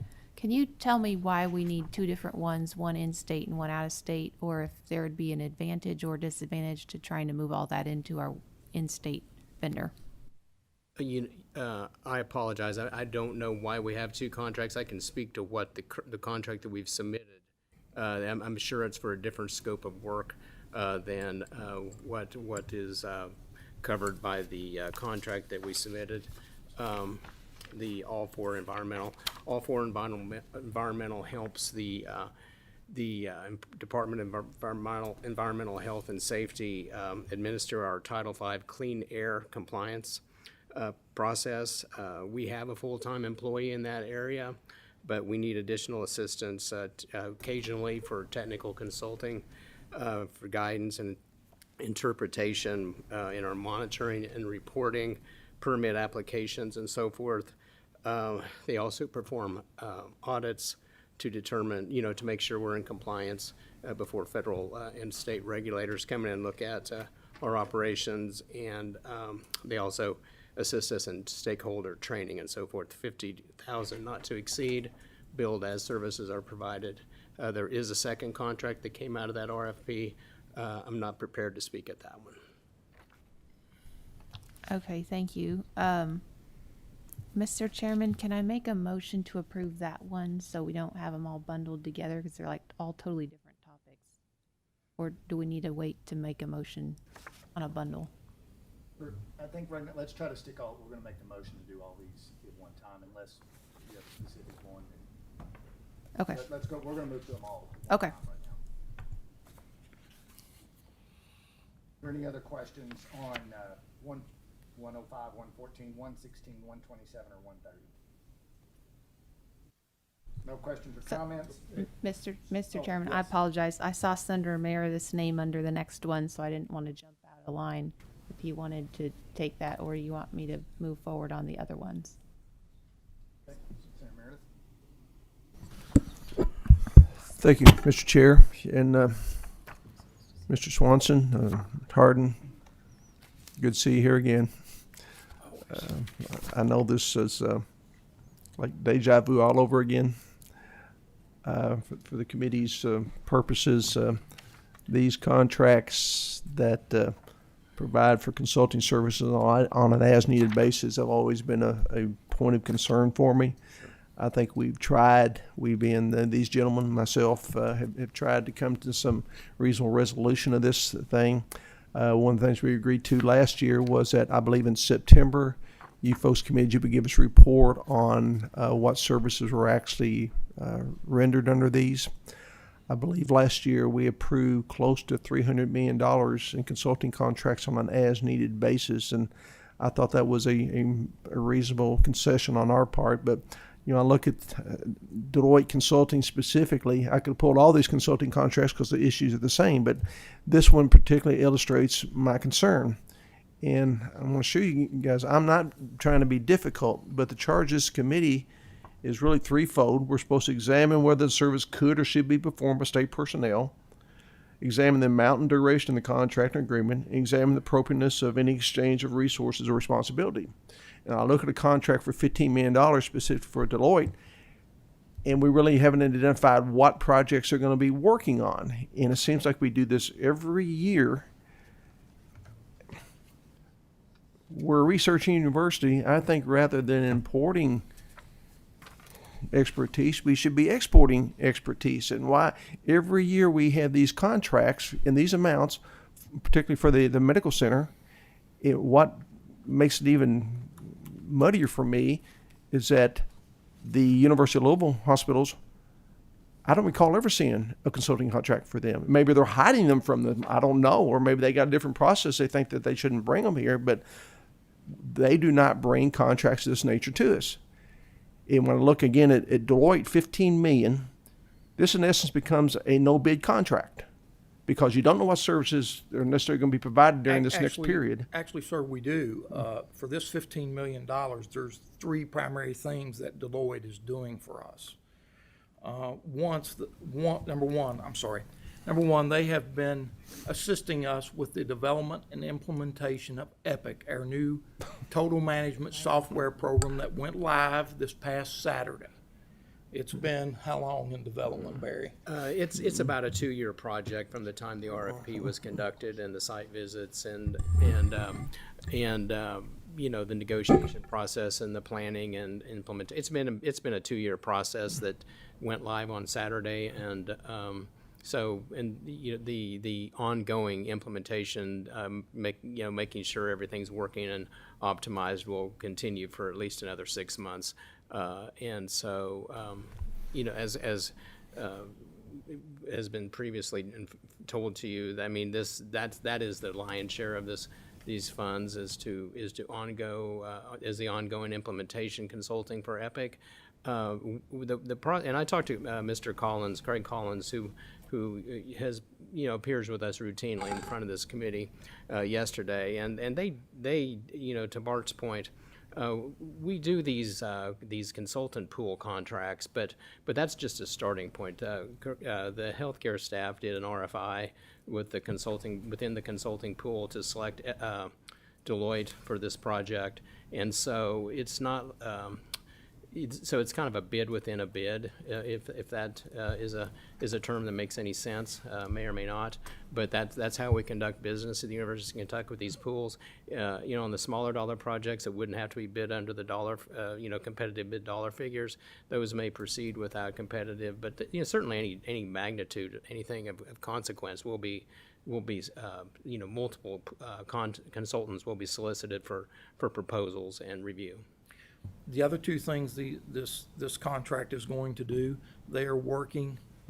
If you'll remember, the last time I was here, we had a Deloitte contract that we really couldn't say much about.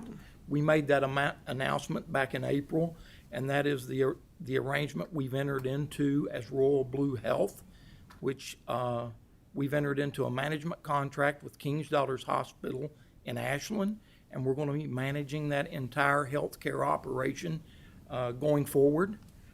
They are working on that with due diligence, numbers, forensic accounting, if you will.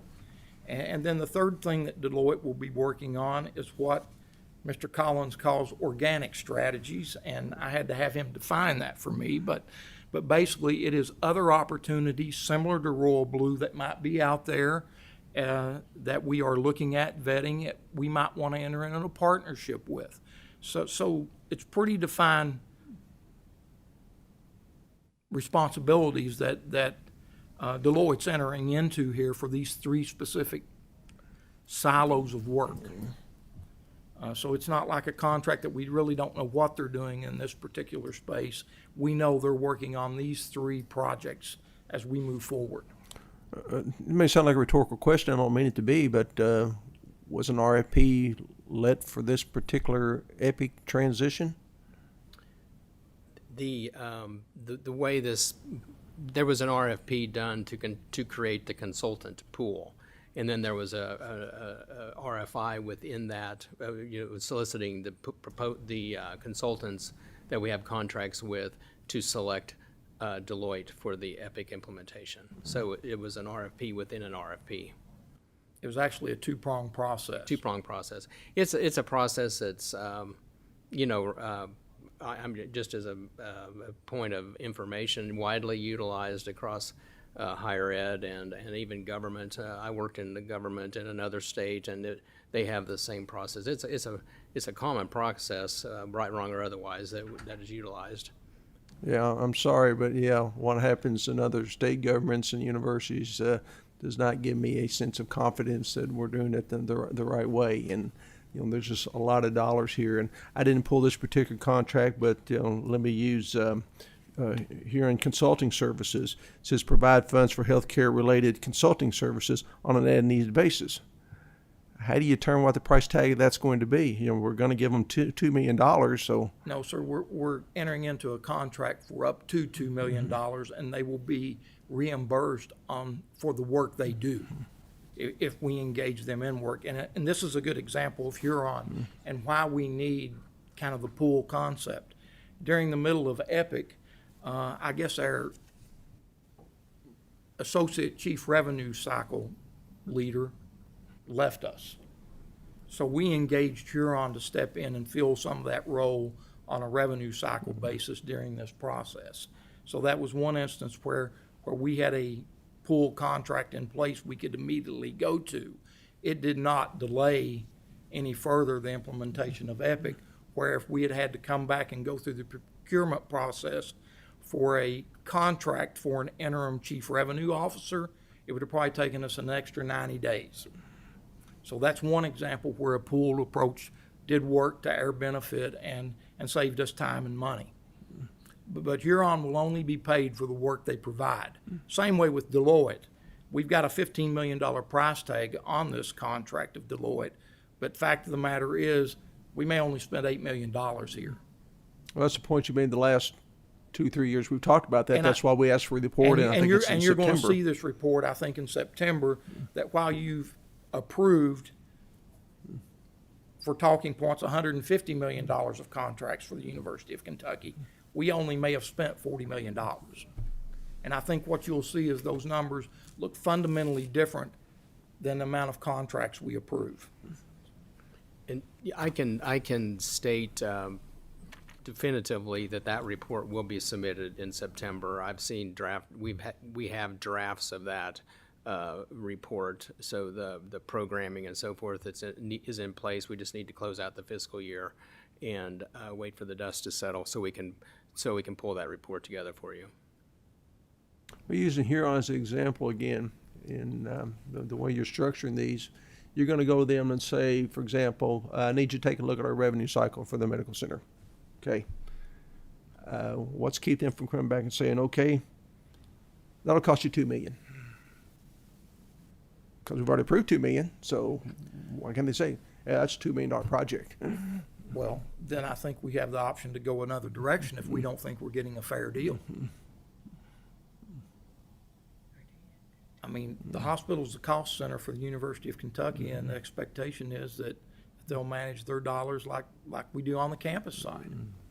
I would hope so, but there's sometimes, again, it's just my aversion to consulting contracts. I don't think we ever get our value out of them, and I would like to see return on investment on those things, but it is what it is. But again, I'm sorry, we'll probably have this conversation every year because I don't see how we can do our job the way these things are structured, and the fact that it's the way state government and universities, public universities work, is not a source of consolation for me. It bothers me. I think there's a lack of accountability in these things, but it is what it is. But I look forward to your report in September.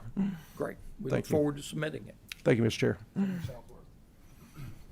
Thank you. I wanted to jump on 116, 127, and 130 here on Corvell and Kaufman. They're all out of state, and I noticed a number of other out of state entities as well. And I just want to get an idea on, do we see Kentucky companies in the pools, or are these mostly all out of state? On the consulting contracts, I don't have that number. There are Kentucky firms, there are out-of-state firms.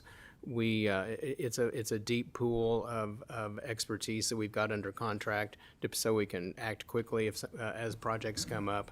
But certainly at the University of Kentucky, I can speak with authority because I'm involved with it every day. Is we are actively promoting and pursuing Kentucky companies. I mean, it is a focus of my office. It's a focus of the university, and I don't have the stats for the consultant pool, but we could get that for you. Okay, and one other question on the Deloitte 114. Prior to my question, let me just share a couple of reasons why I have an aversion to Deloitte. And multiple years back, I was involved in a study statewide of workforce development funds.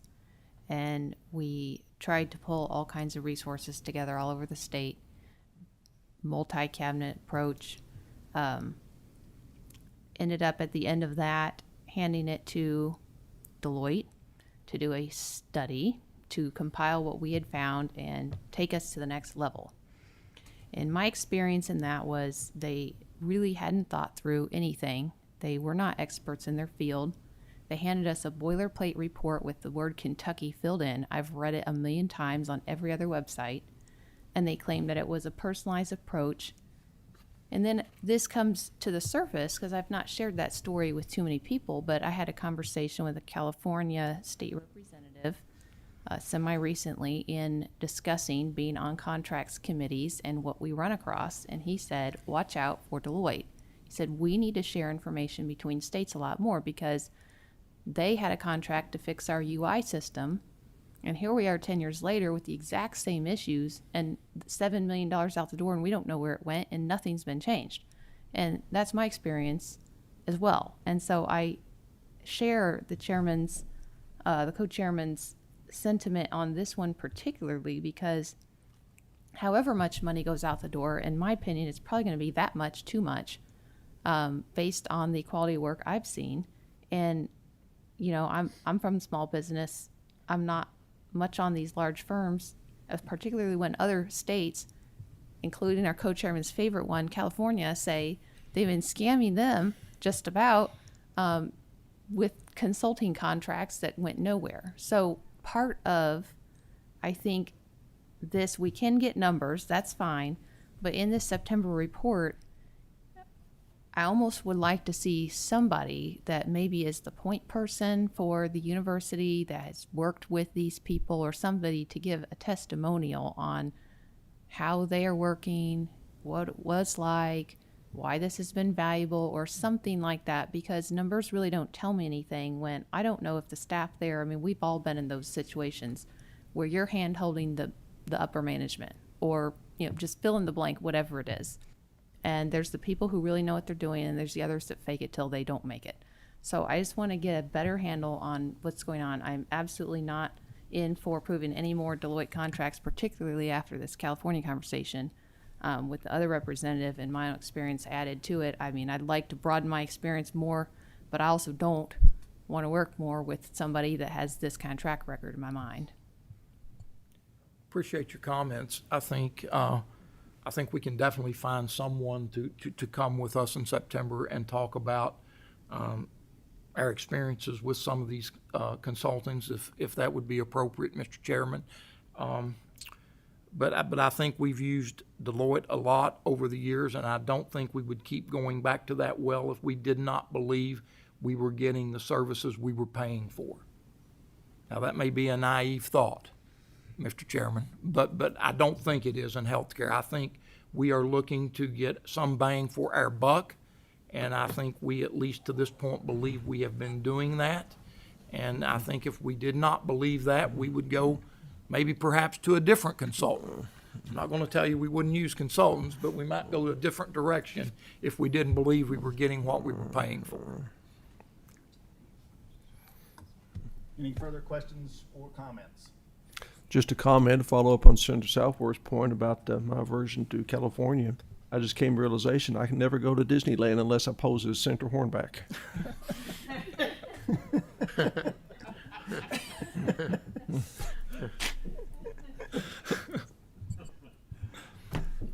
Okay, do we have a motion to consider the contracts 105, 114, 116, 127, and 130?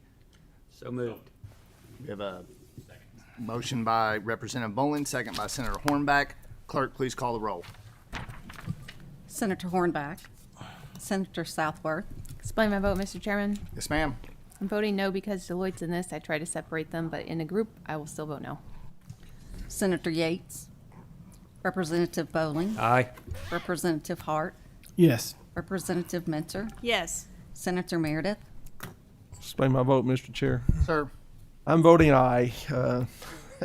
like I do every year on this, but again, with great reservations, I can't get a comfort level with this. I'm sorry, but it's a very unsettling process, and I don't know what the solution is, but I want the University of Kentucky to know that I think our legislature wants to be a partner with you. We want to do what's right, but there's got to be more transparency and more accountability for these things, and I just don't see it. I think Senator Southworth's points are well taken, that Deloitte has a little bit of a checkered history, and particularly, contracts of this nature, you just wonder what kind of return on investment you're getting. A little bit different subject, but this morning there was an article in the Courier Journal about University of Louisville spent $6 million in the legal fees and only got $800,000 return. And that's what concerns me, is that we never get our money's worth on this consulting. But I want to work with the university and try to make this thing work for everybody, but look forward to September. Thank you. Chairman Cook? Yes, motion carries. Thank you, gentlemen, for being Thank here you. today. Look Thank forward you. to seeing you back in September. Absolutely. Next item on the polled list is with Department of Corrections, number 12 on the PSC Amendment Ivory list. The representatives are here. Please identify yourself for the record. Yes, Hillary Daly, Deputy Commissioner for Support Services, Department of Corrections. Good morning. Welcome back to Government Contract Review. Senator Southworth. I just had one quick question, and that is about how many people bid on this, and if we had any Kentucky companies, and if we have the amounts or for each of the prices, what the differences were and why we could not select a Kentucky company. This was procured originally in fiscal year 2013. There were 6 responsive bidders, none of which appear to be headquarters in Kentucky. The actual determination and finding, I will have to pull that and send it back to the committee. Okay, thank you. Any other questions or comments on number 12? If not, do we have a motion to consider the contract reviewed without objection? Second. Motion by Representative Hart, second by Representative Mentor. Clerk, please call the roll. Senator Hornback? Senator Southworth? Aye. Senator Yates? Representative Bowling? Aye. Representative Hart? Yes. Representative Mentor? Yes. Senator Meredith? Senator Hornback obviously left for Disneyland, but I'll vote aye. Chairman Cook? Aye. Before you could get his identity. Motion carries. Okay, let's move to thank you very much for being with us this morning. Let's move to the far western part of the state. Let's go to Murray State University. Next item is number 39 in the PSC Amendment Ivory list. If the representatives are here, please identify yourself for the record. Chair Cook, members of the committee, good morning. First, this is Bob Jackson. I'm president of Murray State University, and we have a few other administrators. I'll let them introduce themselves. Good morning. I'm Jackie Dudley, and I'm the Vice President for Finance and Administration. My name is Beth Ward. I'm the Director for Procurement Services. Good morning. Welcome, everyone, to Government Contract Review. Co-Chairman Meredith.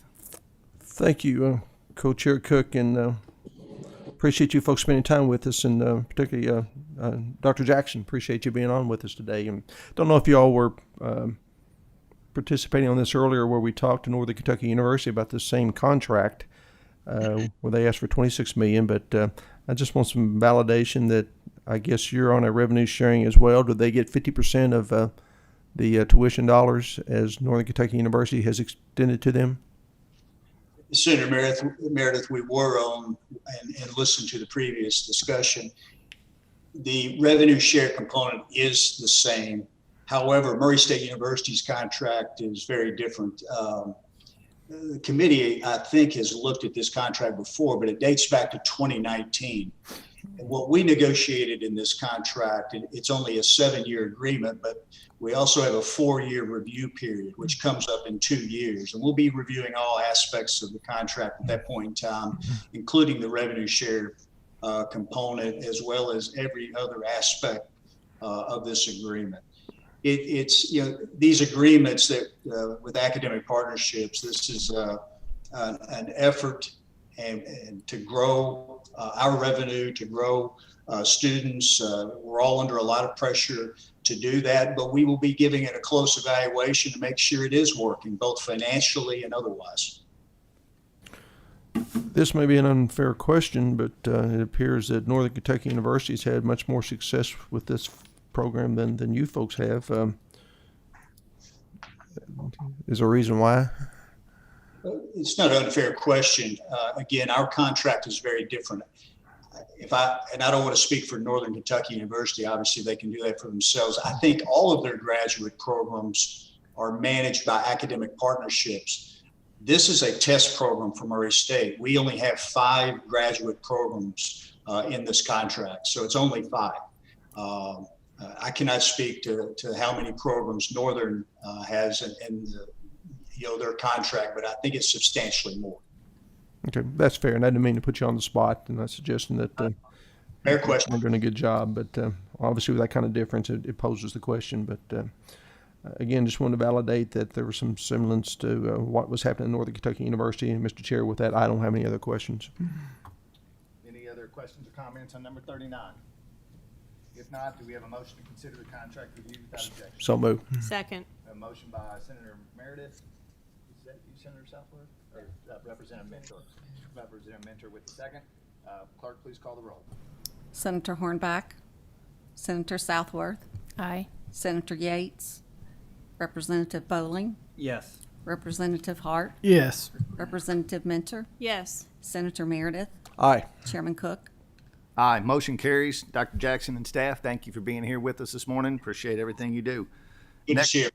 Next item on the pulled list is with the Behavioral Development and Intellectual Disabilities. It's number 19 on the routine MOA pink list. If the representatives are here, please identify yourself for the record. Good morning. My name is Stephanie Craycraft, and I'm Deputy Commissioner for the Department for Behavioral Health, Developmental, and Intellectual Disabilities. And I also have our Director of the Division of Behavioral Health with us, if she'd like to introduce herself. Hello, everyone. I'm Colleen Slusher. Nice to be here. Good morning. Thanks for being with us in Government Contract Review this morning. Senator Southworth, do you have questions?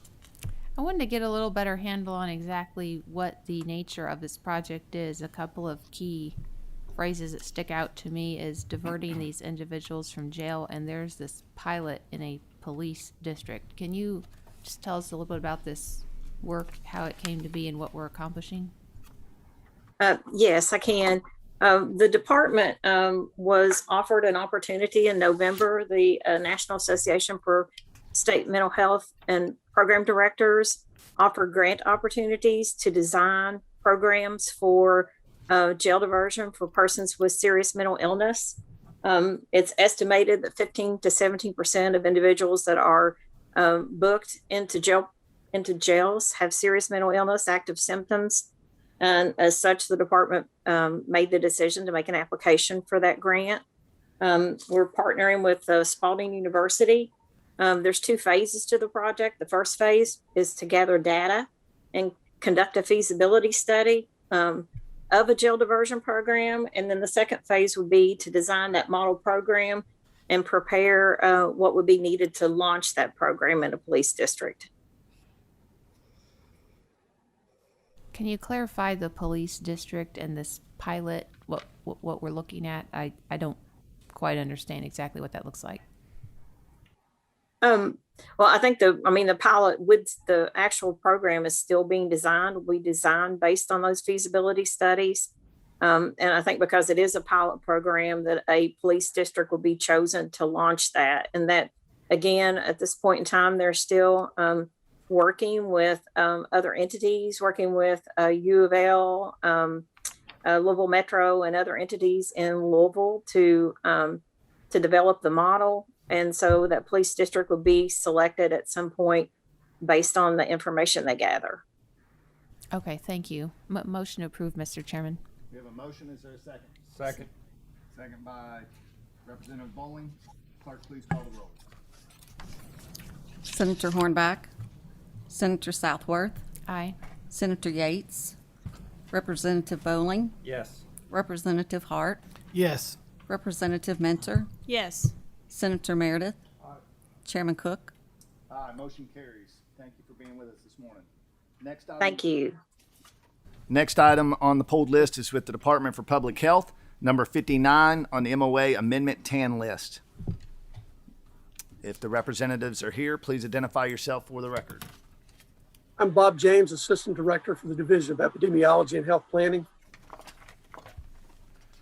Good morning. Welcome to Government Contract Review, Senator Southworth. Thank you, sir.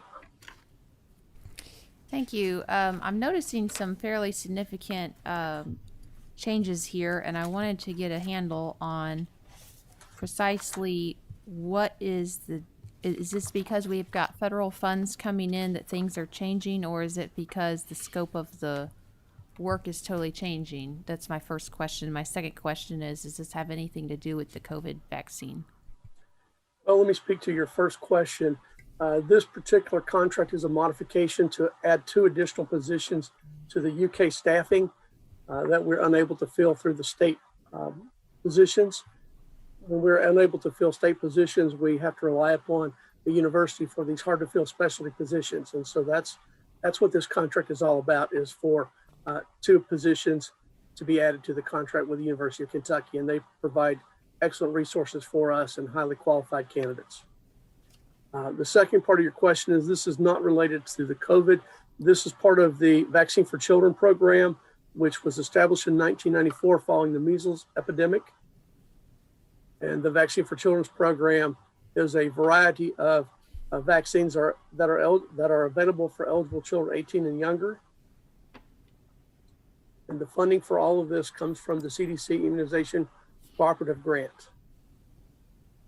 Thank you. It is 100% federally funded.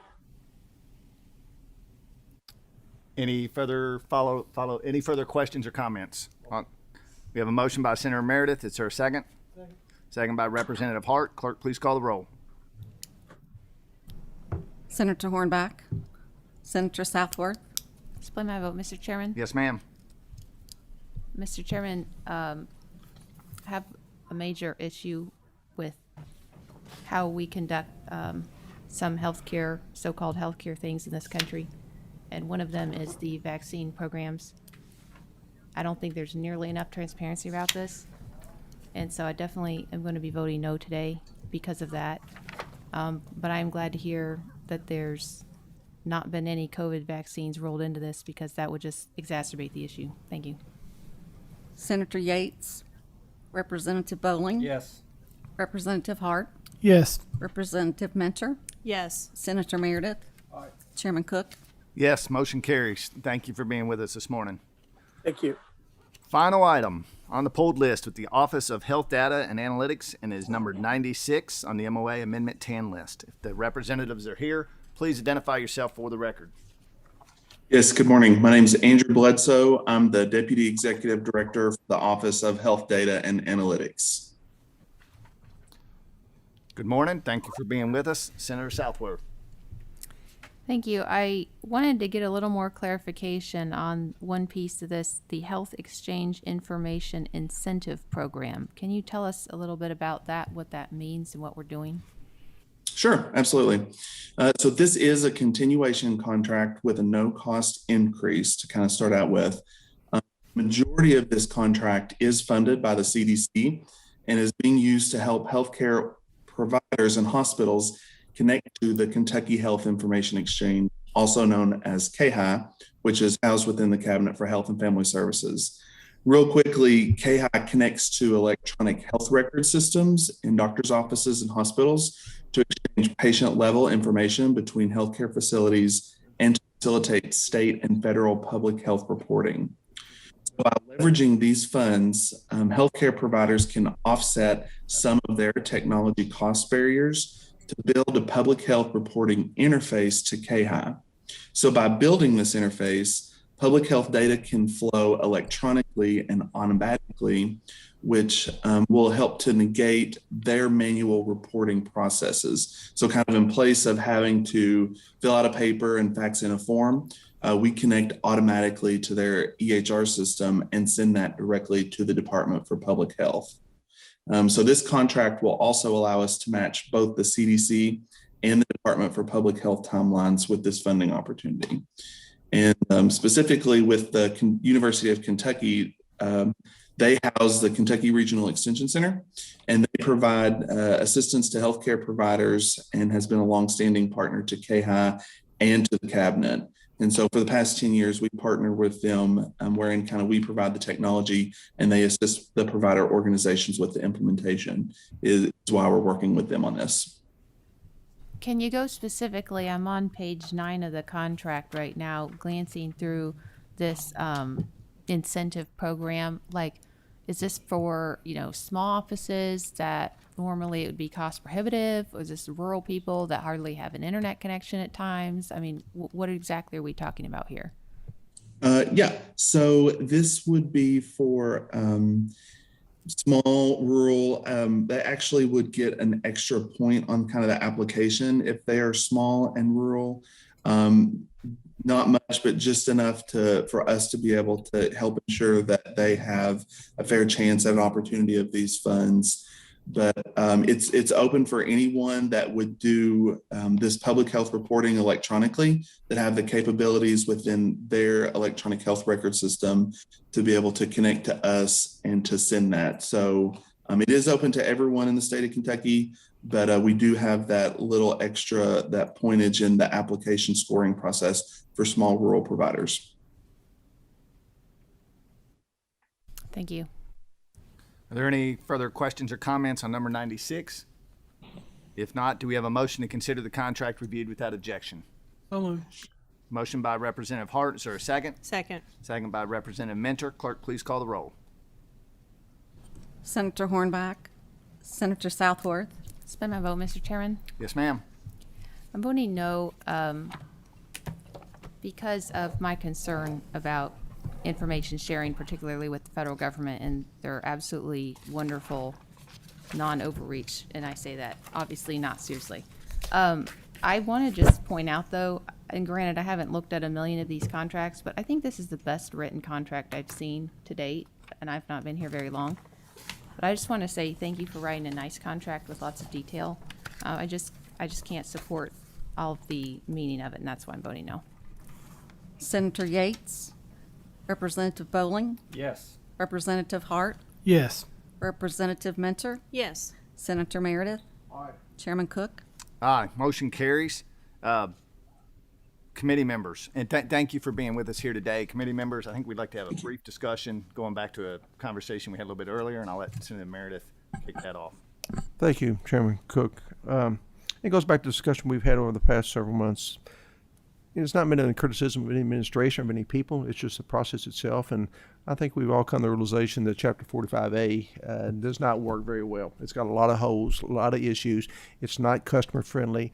I think it's an impediment to economic development in the state. I think it's really difficult for small businesses to tap into the system. I call it, there's more holes in this thing than you find in cheesecloth, and there's a better way to do this. Now, our committee is just advisory in nature, but I think that it's time to move on from a model that was, I think, developed during the 70s. Times have changed. I really would like to see a recommendation from this committee to the Cabinet Finance to develop an RFP, to have an outside consultant look at our processes and recommend a better way of doing this. And I know that's a very broad charge to them, but again, we're losing significant dollars because of the shortfalls in this thing. So I'd like to make a recommendation that we make a motion that we make that recommendation to Finance. Mr. Chairman, I will second that motion as long as Deloitte is not going to be coming forward through this committee for approval for the contract. Well, I assume they'll bring this contract to us, so we would have an opportunity to challenge that. But okay, we have a motion and a second. Madam Clerk, please call the roll. Senator Hornback, Senator Southworth, Aye. Senator Yates, Representative Bowling, Yes. Representative Hart, Yes. Representative Mentor, Senator Meredith, Chairman Cook. Aye. Motion carries. All right. Next meeting scheduled for Thursday, July 15th. That's at 9 a.m. And we'd also like to wish Co-Chairman Meredith happy birthday, June 21st, and cupcakes here for the committee members. No further business. Meeting adjourned. We need a motion to adjourn. Motion adjourned. Motion by Bowling. We don't have to sing happy birthday. We can afterwards if you want to. We have a motion to adjourn. Is there a second? Second. All those in favor signify by saying aye. Aye. Aye. Motion carries. All right. Cupcakes are over here.